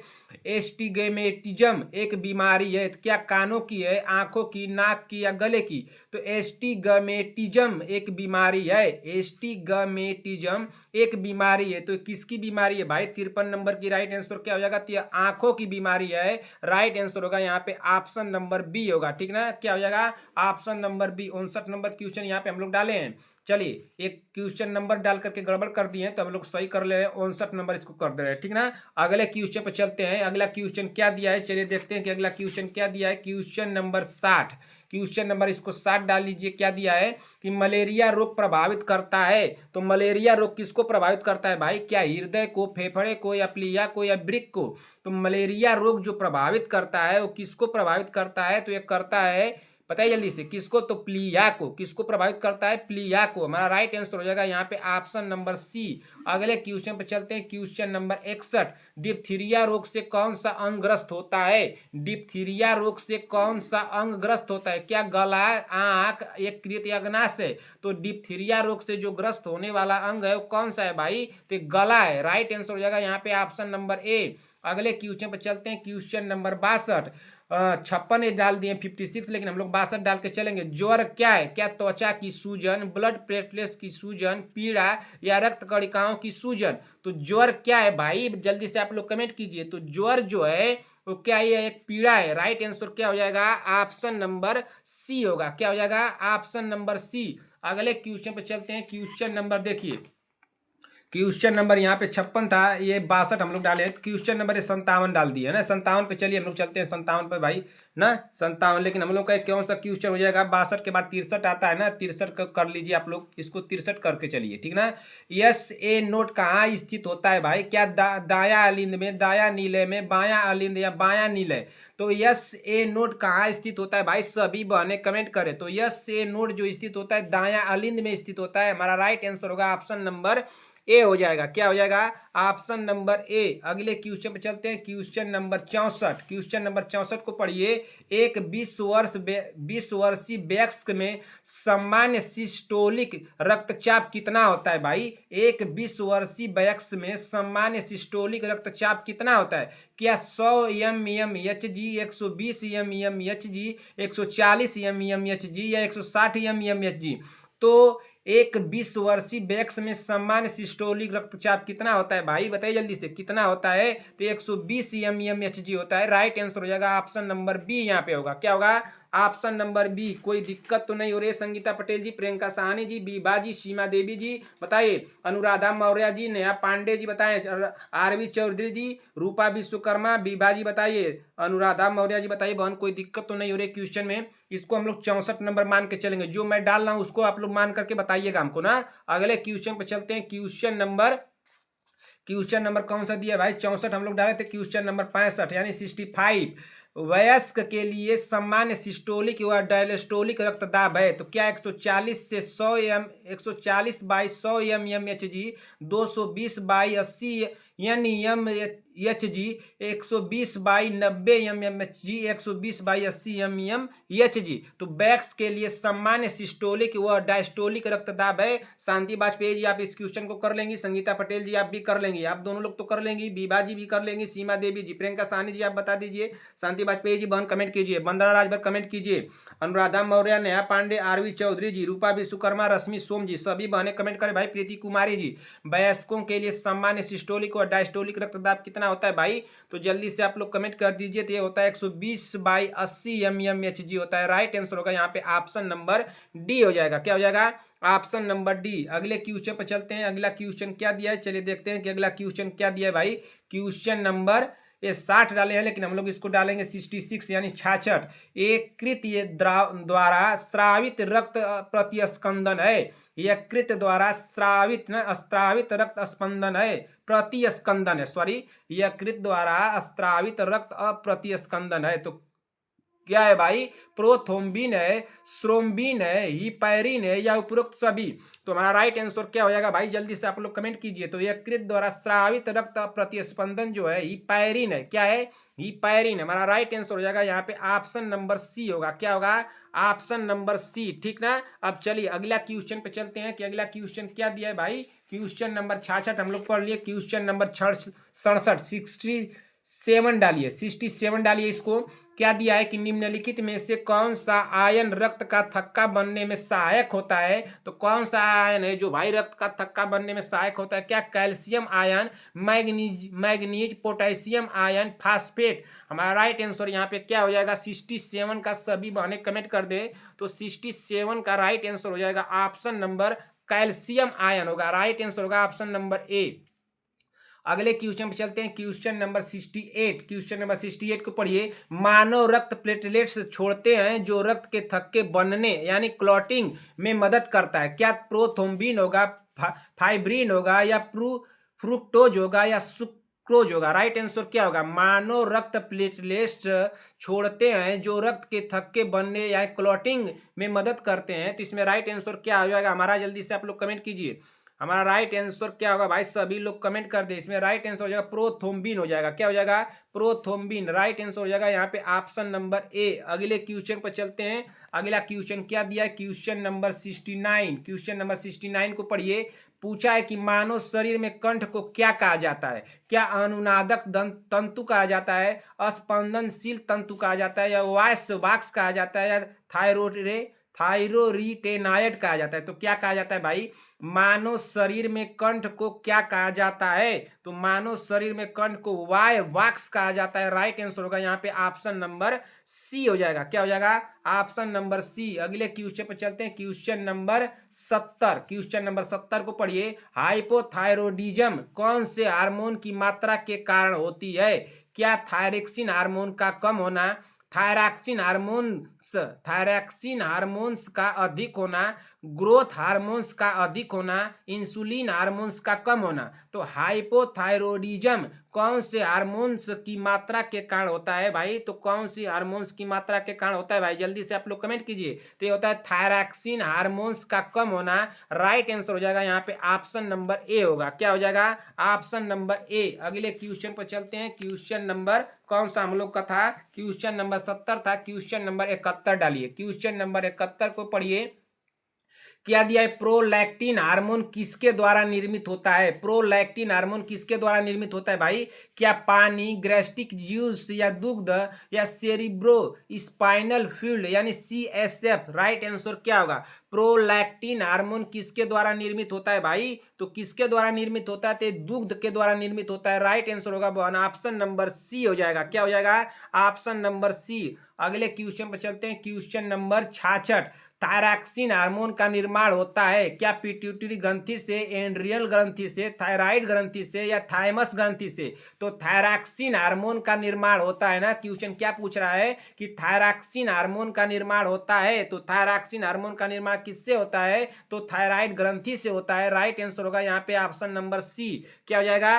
Option number C. अगले क्वेश्चन पे चलिए। देखिए क्वेश्चन यहाँ पे 72 हो गया। Question number 73। क्वेश्चन नंबर 73 पे चलिए। उदक में इनमें से किसकी कमी से होता है? उदक में इनमें से किसकी कमी से होता है भाई? क्या एंटी डायूरेटिक हार्मोन से, इंसुलिन से, ग्लूकोज से, या ग्लूकागोज को ग्लूकागोन से? तो किससे होता है भाई? उदक में इनमें से किसकी कमी से होता है? तो उदक में जो होता है वो किसकी कमी से होता है? जल्दी से आप लोग कमेंट कर दीजिए। तो ये होता है एंटी डायूरेटिक हार्मोन से होता है। राइट आंसर होगा ऑप्शन नंबर ए। अगले क्वेश्चन पर चलते हैं। अगला क्वेश्चन क्या दिया है? क्वेश्चन नंबर 74 यानी 74। मनुष्य को रोटी चबाने पर मीठा क्यों लगता है? क्या कार्बोहाइड्रेट शक्कर में परिवर्तित हो जाता है इसलिए लगता है, क्या वसा शक्कर में बदल जाता है, या प्रोटीन शक्कर में बदल जाता है, या इनमें से कोई नहीं? तो मनुष्य को रोटी चबाने पर मीठा क्यों लगता है? तो क्यों मीठा लगता है भाई? तो कार्बोहाइड्रेट शक्कर में परिवर्तित हो जाता है इसलिए मीठा लगता है। इसलिए राइट आंसर हो जाएगा यहाँ पे ऑप्शन नंबर ए होगा। क्या होगा? Option number A. अगले क्वेश्चन पर चलते हैं भाई। 74 के बाद अगले क्वेश्चन पर चलते हैं। क्वेश्चन नंबर 75, क्वेश्चन नंबर 75 को पढ़िए। पित्त स्रावित होता है, तो पित्त स्रावित किससे होता है? क्या पाचक ग्रंथियों से, या छोटी अतड़ी से, या उदर से, या लीवर से? तो पित्त स्रावित होता है, तो पित्त कहाँ से स्रावित होता है? तो लीवर से स्रावित होता है। राइट आंसर होगा यहाँ पे ऑप्शन नंबर डी। क्या हो जाएगा? ऑप्शन नंबर डी होगा ना। अगले क्वेश्चन पे चलिए। Question number 76। शारीरिक विकास सिर से पैर की ओर होता है, विकास का यह नियम कहलाता है। शारीरिक विकास सिर से पैर की ओर होता है, विकास का यह नियम कहलाता है। क्या मस्काधोमिक कहलाता है, निकट दूर कहलाता है, सामान्य विशेष कहलाता है, या अवस्थानुसार कहलाता है? तो राइट आंसर क्या होगा भाई? सभी बहनें इसको कमेंट कर दें। तो शारीरिक विकास सिर से पैर की ओर होता है, विकास का यह नियम कहलाता है। तो विकास का यह नियम क्या कहलाता है? तो मस्काधोमिक कहलाता है। राइट आंसर होगा ऑप्शन नंबर ए। क्या हो जाएगा? Option number A. इसमें क्या होता है? मस्काधोमिक का अर्थ क्या है? कि विकास जो है सिर से पैर की ओर हो रहा है, इसलिए हमारा राइट आंसर होगा ऑप्शन नंबर ए। अगले क्वेश्चन पर चलिए। Question number 77। शरीर में फास्फोरस पाया जाता है, क्या अस्थियों में, केवल दांतों में, या अस्थियों तथा दांतों में? ऑप्शन डी दिया सभी कोशिकाओं में। तो कहाँ पाया जाता है भाई? सभी लोग कमेंट कर दें। तो शरीर में फास्फोरस पाया जाता है, तो शरीर में फास्फोरस कहाँ पाया जाता है? तो अस्थियों तथा दांतों में पाया जाता है। राइट आंसर होगा वन ऑप्शन नंबर सी होगा। अगले क्वेश्चन पर चलिए। क्वेश्चन नंबर 78 यानी 78। मानव के लाल रुधिर कणों आरबीसीएस का जीवन काल होता है, तो क्या 120 दिन, 150 दिन, 180 दिन, या 200 दिन? तो मानव में लाल रुधिर कणों का जीवन काल कितने दिन का होता है भाई? तो मानव में लाल रुधिर जीवन कणों का जो काल होता है 120 दिन का होता है। यहाँ पे राइट आंसर होगा ऑप्शन नंबर ए ना। क्या हो जाएगा? Option number A. अगले क्वेश्चन पर चलते हैं। क्वेश्चन नंबर 78 हो गया। क्वेश्चन नंबर 79, क्वेश्चन नंबर 79 को पढ़िए। हेपेटाइटिस सी के संचरण का तरीका है, हेपेटाइटिस सी के संचरण का तरीका है। क्या मल मौखिक मार्ग, छोटी बंद बूंद नाभिक, दूषित रक्त, इनमें से कोई नहीं? राइट आंसर क्या होगा भाई? संगीता पटेल जी, प्रियंका साहनी जी, बीबा जी, सीमा देवी जी, संगीता पटेल जी, बताइए इसका राइट आंसर क्या होगा भाई? शांति वाजपेयी जी, पीबा जी, विक्रम जायसवाल, चंद्रकला देवी जी, पुष्पाचार्य, रंजना राजभर, नेहा तिवारी, नीतू कुमारी, रद्या पंडित, कनिका चौहान, साक्षी यादव, आरवी चौधरी जी, रेखा सिंह जी, अनुराधा मौर्य, नेहा पांडे, प्रीति कुमारी, रूपा विश्वकर्मा, रश्मि सोम जी। सभी बहनें कमेंट करें कि हेपेटाइटिस सी का संचरण का तरीका है। तो हेपेटाइटिस सी के संचरण का तरीका क्या है? तो दूषित रक्त है। राइट आंसर होगा यहाँ पे ऑप्शन नंबर सी हो जाएगा। क्या हो जाएगा? Option number C. अगले क्वेश्चन पे चलते हैं। Question number 80। मस्तिष्क का कौन सा हिस्सा सांस लेने को नियंत्रित करता है? क्या मस्तिष्क का मध्य भाग, मस्तिष्क का अगला भाग, ना मस्तिष्क का मज्जा, ये मज्जा वाला यानी अनुमस्तिष्क? राइट आंसर क्या होगा? मस्तिष्क का कौन सा हिस्सा सांस लेने को नियंत्रित करता है? तो सांस लेने को नियंत्रित कौन करता है? मस्तिष्क का हिस्सा भाई। तो कौन नियंत्रित करता है? जल्दी से आप लोग कमेंट कीजिए। तो इसका राइट आंसर हो जाएगा मज्जा ना। क्या हो जाएगा? मज्जा। राइट आंसर होगा ऑप्शन नंबर सी। क्या हो जाएगा? Option number C. अगले क्वेश्चन पर चलिए। क्वेश्चन नंबर 81, क्वेश्चन नंबर 81 को पढ़िए। निम्नलिखित में से मानव मस्तिष्क का वह हिस्सा कौन सा है जिसमें विचारों का संग्रह होता है? क्या सेरिबेलम, अग्र मस्तिष्क, अनु मस्तिष्क, मध्य मस्तिष्क? सभी लोग कमेंट कीजिए। इसका राइट आंसर क्या होगा? 81 नंबर का। 81 नंबर डाल के कीजिएगा, 77 नंबर नहीं डालना है, 81 नंबर डालना है ना। निम्नलिखित में से मानव मस्तिष्क का वह हिस्सा कौन सा है जिसमें विचारों का संग्रह होता है? तो इसमें विचारों का संग्रह कौन सा होता है भाई? बताइए जल्दी से। से। 81 नंबर क्वेश्चन का राइट आंसर क्या होगा भाई? तो इसमें हो जाएगा अग्र मस्तिष्क। क्या हो जाएगा? अग्र मस्तिष्क राइट आंसर होगा, ऑप्शन नंबर बी होगा। क्या हो जाएगा? ऑप्शन नंबर बी ना। अगले क्वेश्चन पे चलते हैं। क्वेश्चन नंबर चलते हैं, कौन सा भाई है क्वेश्चन नंबर? हम लोग कौन सा पढ़े थे इधर? 81 पढ़े थे ना। तो क्वेश्चन नंबर पढ़ेंगे हम लोग अब कौन सा पढ़ेंगे? 81 के बाद 82 नंबर क्वेश्चन पढ़ेंगे। 82 नंबर आप लोग डाल के बताइएगा। किस समिति को स्वास्थ्य सर्वेक्षण और योजना समिति के रूप में जाना जाता है? क्या भोरे समिति, श्रीवास्तव समिति, करतार समिति या मुदालियर समिति? तो राइट आंसर क्या होगा भाई? 82 नंबर का राइट आंसर सभी बहनें कमेंट करें। किस समिति को स्वास्थ्य सर्वेक्षण और योजना समिति के रूप में जाना जाता है? तो किस समिति को जाना जाता है भाई? जल्दी से आप लोग कमेंट कीजिए। तो मुदालियर समिति को जाना जाता है। राइट आंसर होगा ऑप्शन नंबर डी, यहाँ पे हो जाएगा। क्या हो जाएगा? Option number D. आप लोग सभी लोग बताएं कि भोरे समिति का गठन श्रीवास्तव का, करतार का है। सभी कमेंट करके बताएंगे। संगीता पटेल जी, शांति वाजपेयी जी, और कौन बताएंगे भाई? अनुराधा मौर्य जी बताएंगे सर, और नेहा पांडे जी। सभी लोग बताएं। सीमा देवी जी आप भी बताइए, विभा जी आप भी बताइए। सभी लोग बताएं। तो सभी लोग इसका बताएं कब कब गठन हुआ था ना। 82 नंबर क्वेश्चन को हम लोग पढ़ लिए हैं। अगले क्वेश्चन पर चलते हैं। क्वेश्चन नंबर 83 को पढ़िए। क्या दिया है? कान का भाग जो संतुलन बनाने में सहायक होता है। तो कान का कौन सा भाग है जो संतुलन बनाने में सहायक होता है भाई? क्या अर्धवृत्ताकार नलिकाएं, टिपेनिक झिल्ली, कोकलिया या आशायिक? राइट आंसर क्या होगा? कान का भाग जो संतुलन बनाने में सहायक होता है। तो कान का भाग जो संतुलन बनाने में सहायक कौन सा होता है? तो आप लोग जल्दी से कमेंट कीजिए। तो 83 नंबर का राइट आंसर क्या होगा? अर्धवृत्ताकार नलिकाएं होगा। राइट आंसर होगा यहाँ पे ऑप्शन नंबर ए। अगले क्वेश्चन पर चलते हैं। क्वेश्चन नंबर 84 को पढ़िए। शरीर में सबसे अधिक पाया जाने वाला ऊतक। तो शरीर में सबसे अधिक पाया जाने वाला ऊतक कौन सा है? क्या संयोजी ऊतक है, उपकला ऊतक है, या पेशी ऊतक है, या तंत्रिका ऊतक है? तो शरीर में सबसे अधिक पाया जाने वाला ऊतक कौन सा है भाई? तो 84 नंबर का राइट आंसर हमारा क्या हो जाएगा? तो संयोजी ऊतक होगा। राइट आंसर होगा ऑप्शन नंबर ए। क्या हो जाएगा? ऑप्शन नंबर ए हो जाएगा। अगले क्वेश्चन पर चलते हैं। क्वेश्चन नंबर 84 के बाद क्वेश्चन नंबर 85 को पढ़िए। क्या दिया है? क्वेश्चन नंबर 85 हमारा दिया है कि एक तंत्रिका जो सूंघने की प्रक्रिया में मदद करती है। क्या आपटिक तंत्र, अक्षिप्रेरक तंत्र, भ्राण तंत्रिका या आनंद तंत्रिका? तो हमारा राइट आंसर क्या हो जाएगा बताइए जल्दी से। एक तंत्रिका जो सूंघने की प्रक्रिया में मदद करती है। तो सूंघने की प्रक्रिया में कौन मदद करती है भाई? जल्दी से आप लोग कमेंट कीजिए। तो एक करती है भ्राण तंत्रिका। हमारा राइट आंसर हो जाएगा ऑप्शन नंबर सी, यहाँ पे होगा। क्या होगा?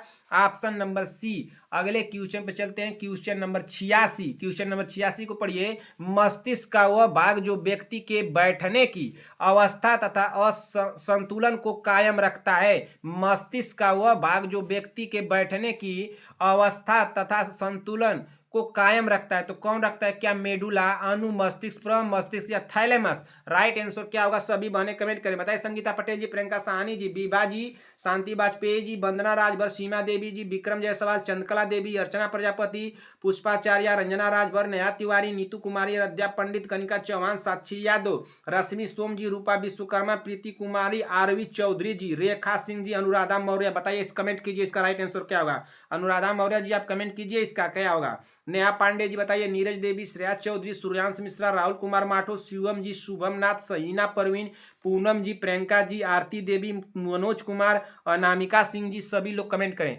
मस्तिष्क का वह भाग जो व्यक्ति के बैठने की अवस्था तथा संतुलन को कायम रखता है। तो कौन रखता है भाई? 86 नंबर का सभी बहने कमेंट करके बताएं। तो इसका राइट आंसर हो जाएगा अनुमस्तिष्क हो जाएगा। क्या हो जाएगा?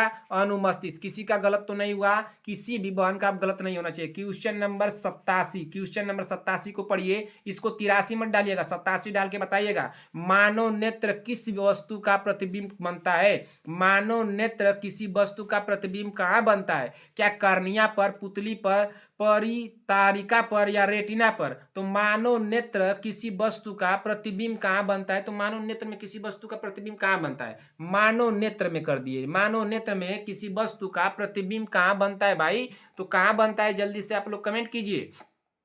बताइए जल्दी से, कहाँ बनता है? सभी लोग कमेंट करें भाई। तो ये रेटिना पर बनता है ना, कहाँ बनता है? रेटिना पर। राइट आंसर हो जाएगा यहाँ पे ऑप्शन नंबर डी होगा। क्या हो जाएगा?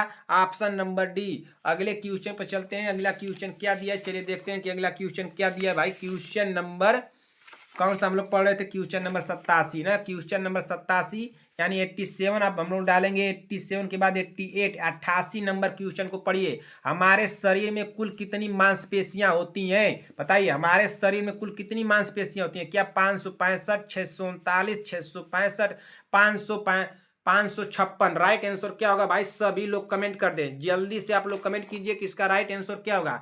हमारे शरीर में कुल कितनी मांसपेशियां होती हैं? तो कुल कितनी होती हैं? तो 639 होती हैं। कहीं कहीं आप लोगों को 600 देगा। ये शरीर के कितने भाग के बराबर होते हैं? 40 से 50% हिस्से के बराबर होती है। कौन होती है? हमारे शरीर की कुल मांसपेशियां होती हैं। और ये कितनी होती हैं? तो राइट आंसर इसमें होगा ऑप्शन नंबर, क्या होगा? ऑप्शन नंबर बी हो जाएगा ना। हमारे शरीर में कुल कितनी मांसपेशियां होती हैं? तो 639 होती है ना। इसको ध्यान दीजिएगा, कहीं कहीं आप लोगों को ऑप्शन में 600 दे देगा तो इससे घबराइएगा मत। अगर 639 नहीं दिया है, 600 दिया है, तो इसी को लगा के आ जाइएगा, कंफ्यूजन करेगा इस बार। इसको ध्यान दीजिएगा संगीता पटेल जी। क्वेश्चन अगर आ जाएगा तो 600 नहीं देगा, 639 दे सकता है। इसको ध्यान दीजिएगा, 600 नहीं देगा, 639 दे सकता है। 600 कई बार दे चुका है, इसको ध्यान दीजिएगा। अगले क्वेश्चन पर चलते हैं। क्वेश्चन नंबर 89 यानी 89। 89 को पढ़िए, क्या पूछा है भाई कि थैलेसीमिया रोग से ग्रस्त कुछ बच्चों का एक प्रभावशाली उपचार है। थैलेसीमिया रोग से ग्रस्त कुछ बच्चों का एक प्रभावशाली उपचार है। तो एक प्रभावशाली उपचार क्या होगा भाई? बताइए जल्दी से। क्या अस्थि मज्जा प्रत्यारोपण होगा, रासायनिक उपचार एजेंट चिकित्सा होगा, विकिरण चिकित्सा होगा, या स्टेरॉयडल चिकित्सा होगा? तो इसमें राइट आंसर क्या होगा? थैलेसीमिया रोग से ग्रस्त कुछ बच्चों का एक प्रभावशाली उपचार है। तो इसका प्रभावशाली उपचार क्या है? तो अस्थि मज्जा प्रत्यारोपण होगा। यहाँ पे राइट आंसर होगा ऑप्शन नंबर ए। क्या हो जाएगा? Option number A. अगले क्वेश्चन पर चलिए। Question number 86। मनोचिकित्सा का प्राथमिक उद्देश्य होता है। तो मनोचिकित्सा का प्राथमिक उद्देश्य क्या होता है भाई? सभी लोग कमेंट कीजिए। ऑप्शन ए दिया है, रोगी को रोग से जुड़े लक्षणों से छुटकारा दिलाना, रोगी को वापस उसके घर भेजना, रोगी को बेहतर मनोसामाजिक तालमेल बैठाने में मदद करना, रोगी को मनोरोग का शिकार होने से बचाने हेतु। तो मनोचिकित्सा का प्राथमिक उद्देश्य होता है। तो मनोचिकित्सा का प्राथमिक उद्देश्य क्या होता है भाई? ये 90 नंबर क्वेश्चन रहेगा। 90 नंबर का आप लोग बताइए। मनोचिकित्सा का प्राथमिक उद्देश्य होता है, तो मनोचिकित्सा का प्राथमिक उद्देश्य क्या होता है? तो रोगी को रोग से जुड़े लक्षणों से छुटकारा दिलाना होता है। यहाँ पे राइट आंसर हो जाएगा ऑप्शन नंबर ए। अगले क्वेश्चन पर चलते हैं। क्या होगा अगले क्वेश्चन? ये होगा, बताइए। ऑप्शन नंबर ए होगा, हमको तो नहीं लग रहा है। ऑप्शन नंबर दोबारा से पढ़िए क्वेश्चन को। मनोचिकित्सा का प्राथमिक उद्देश्य होता है। तो मनोचिकित्सा का प्राथमिक उद्देश्य रोगी को रोग से जुड़े लक्षणों को छुटकारा दिलाना, नहीं भाई, ये नहीं होगा। रोगी को वापस घर भेजना, ये भी नहीं होगा। अच्छा, रोगी को मनोरोग का शिकार होने से बचाने हेतु, ये भी नहीं होगा। रोगी को बेहतर मनोसामाजिक तालमेल बैठाने में मदद करना ना। मनोचिकित्सा का प्राथमिक उद्देश्य होता है कि रोगी को बेहतर मनोसामाजिक तालमेल बिठाने में मदद करना होता है ना। राइट आंसर क्या हो जाएगा यहाँ पे? ऑप्शन नंबर सी होगा। ऑप्शन नंबर सी लगाइएगा, ए मत लगाइएगा, ना ही डी होगा ना ही बी होगा। और राइट आंसर होगा ऑप्शन नंबर सी होगा। मनोचिकित्सा का प्राथमिक उद्देश्य होता है रोगी को बेहतर मनोसामाजिक तालमेल बैठाने में मदद करना। हमारा राइट आंसर होगा ऑप्शन नंबर सी। क्या हो जाएगा? Option number C. अगले क्वेश्चन पर चलते हैं। क्वेश्चन नंबर, चलिए देखते हैं क्वेश्चन नंबर कौन सा हो गया। 90 नंबर हो गया। क्वेश्चन नंबर इसको 91, 91 नंबर डाल के सभी लोग चलेंगे। कामला ना, कामला पीलिया के लक्षण मुख्यतः किसकी अव्यवस्था और अप्रक्रिया के कारण दिखाई देते हैं? क्या अग्र अग्नाशय, आंत या कृतमाशय? कमला पीलिया के लक्षण, कामला ना, कामला पीलिया के लक्षण मुख्यतः किसकी अवस्था की अपक्रिया के कारण दिखाई देते हैं? तो किसकी अवस्था की अपक्रिया के कारण दिखाई देते हैं भाई?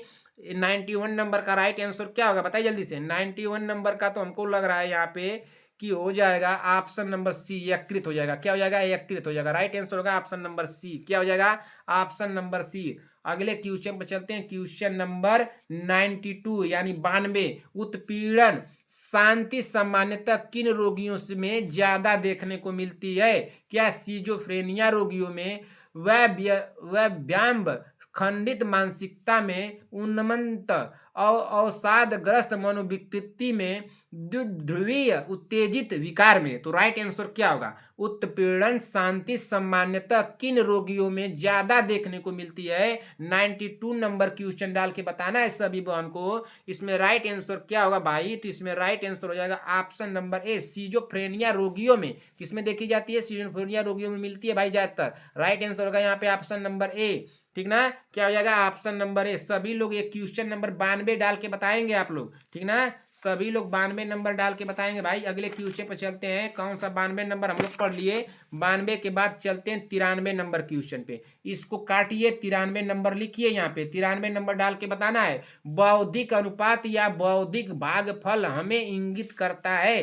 तो क्या करता है भाई? व्यक्ति की बौद्धिक परिपक्वता को, कालक्रमिक आयु के सापेक्ष व्यक्ति की मानसिक आयु को, शैक्षिक उपलब्धि को, मानसिक विकास को। तो किसको भाई ये करता है? बताइए, इंगित किसको करता है?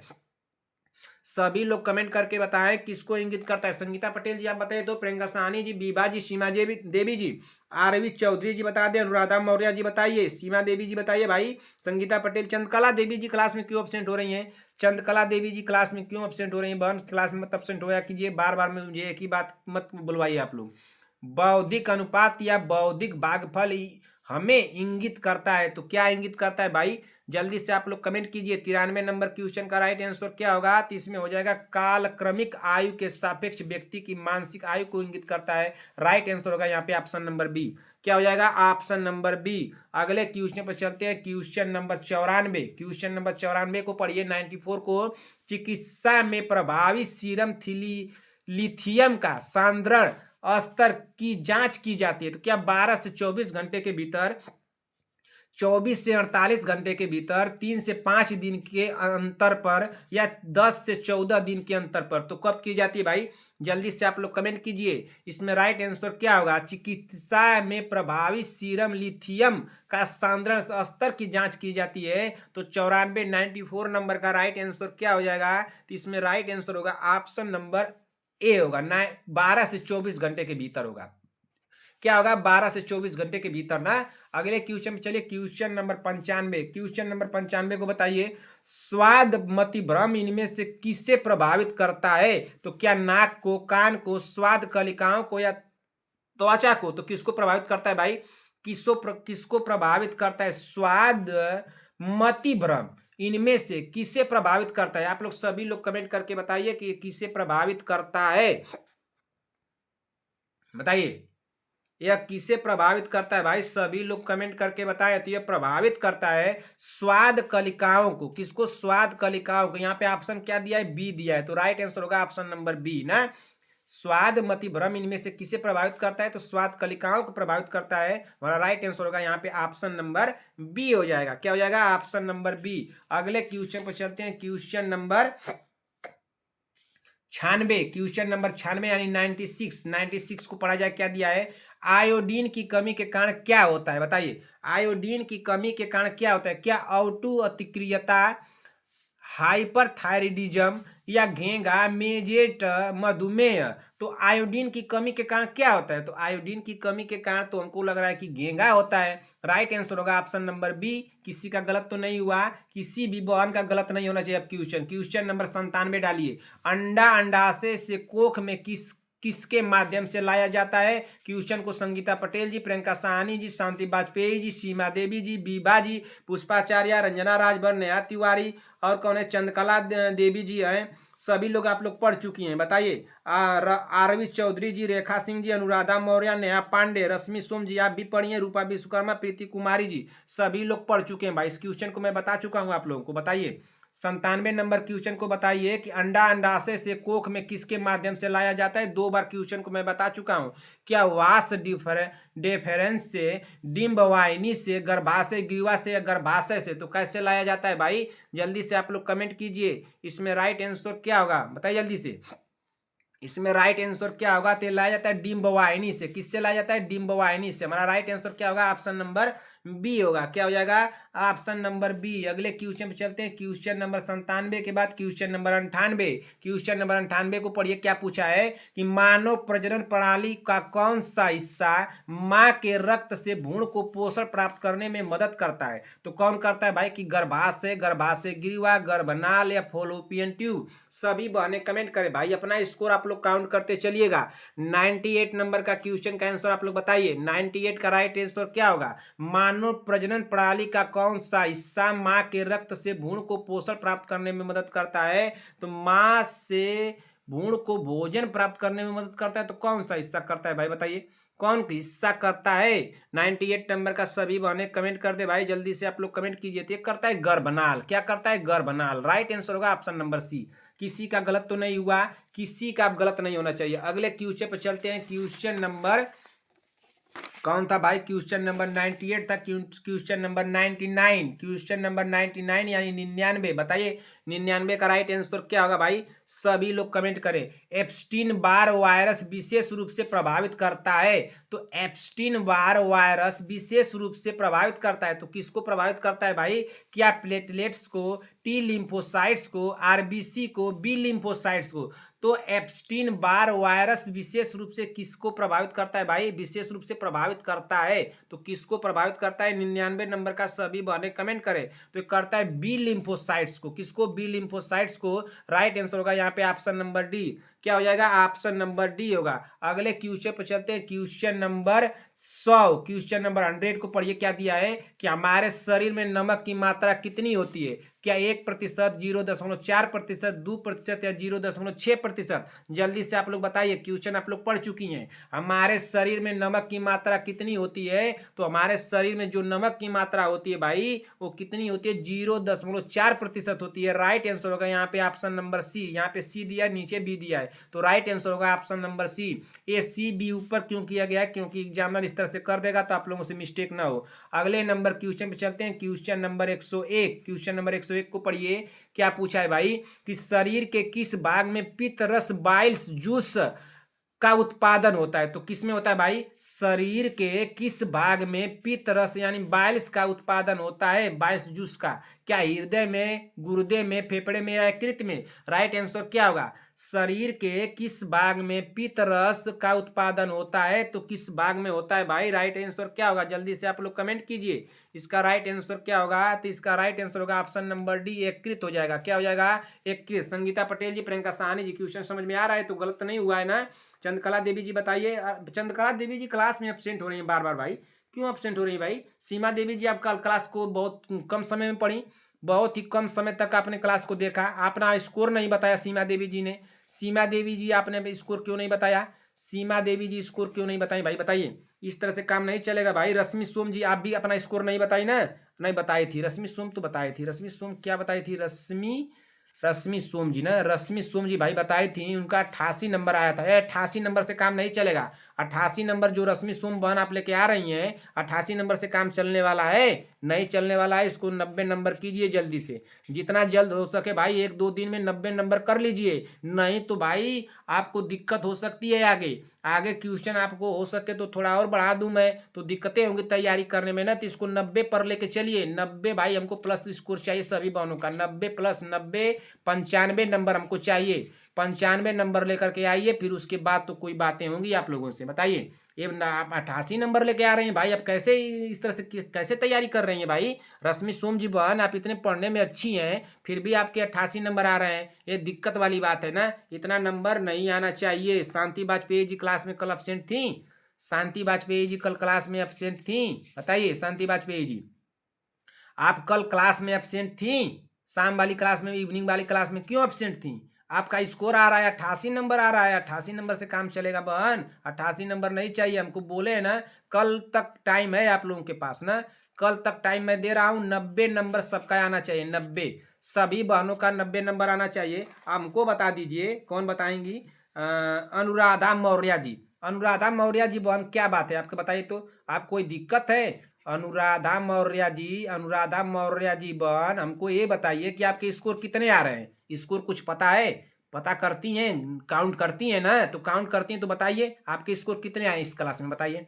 101 नंबर हम लोग क्वेश्चन चल रहे हैं, इसमें बताइए आपके स्कोर कितने आए। अभी देख जाइएगा मत भाई, अभी क्लास चलेगा, आगे आगे क्लास चलेगा, कोई जाए ना। देखिए तो इसमें आपका स्कोर कितना है, इसको हमको कमेंट करके बताइए। अगले क्वेश्चन पे चलते हैं हम लोग। कौन सा क्वेश्चन चलेंगे भाई, क्वेश्चन नंबर कौन सा चलेंगे।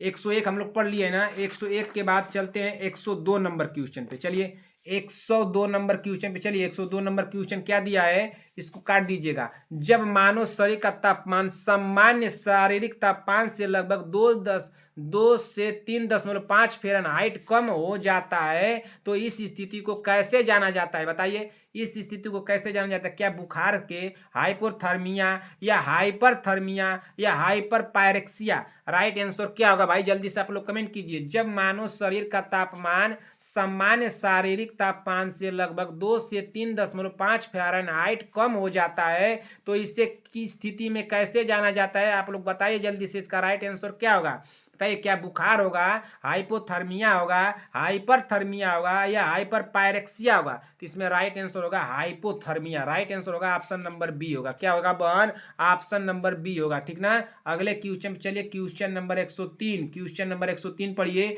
एक सामान्य मनुष्य 1 मिनट में सांस लेता है, एक सामान्य मनुष्य 1 मिनट में सांस लेता है तो कितनी बार लेता है भाई, 10 से 15 बार लेता है कि 20 से 25 बार लेता है कि 14 से 18 बार लेता है या 25 से 30 बार लेता है। तो कितनी बार सांसें लेता है भाई, जल्दी से आप लोग कमेंट कर दीजिए।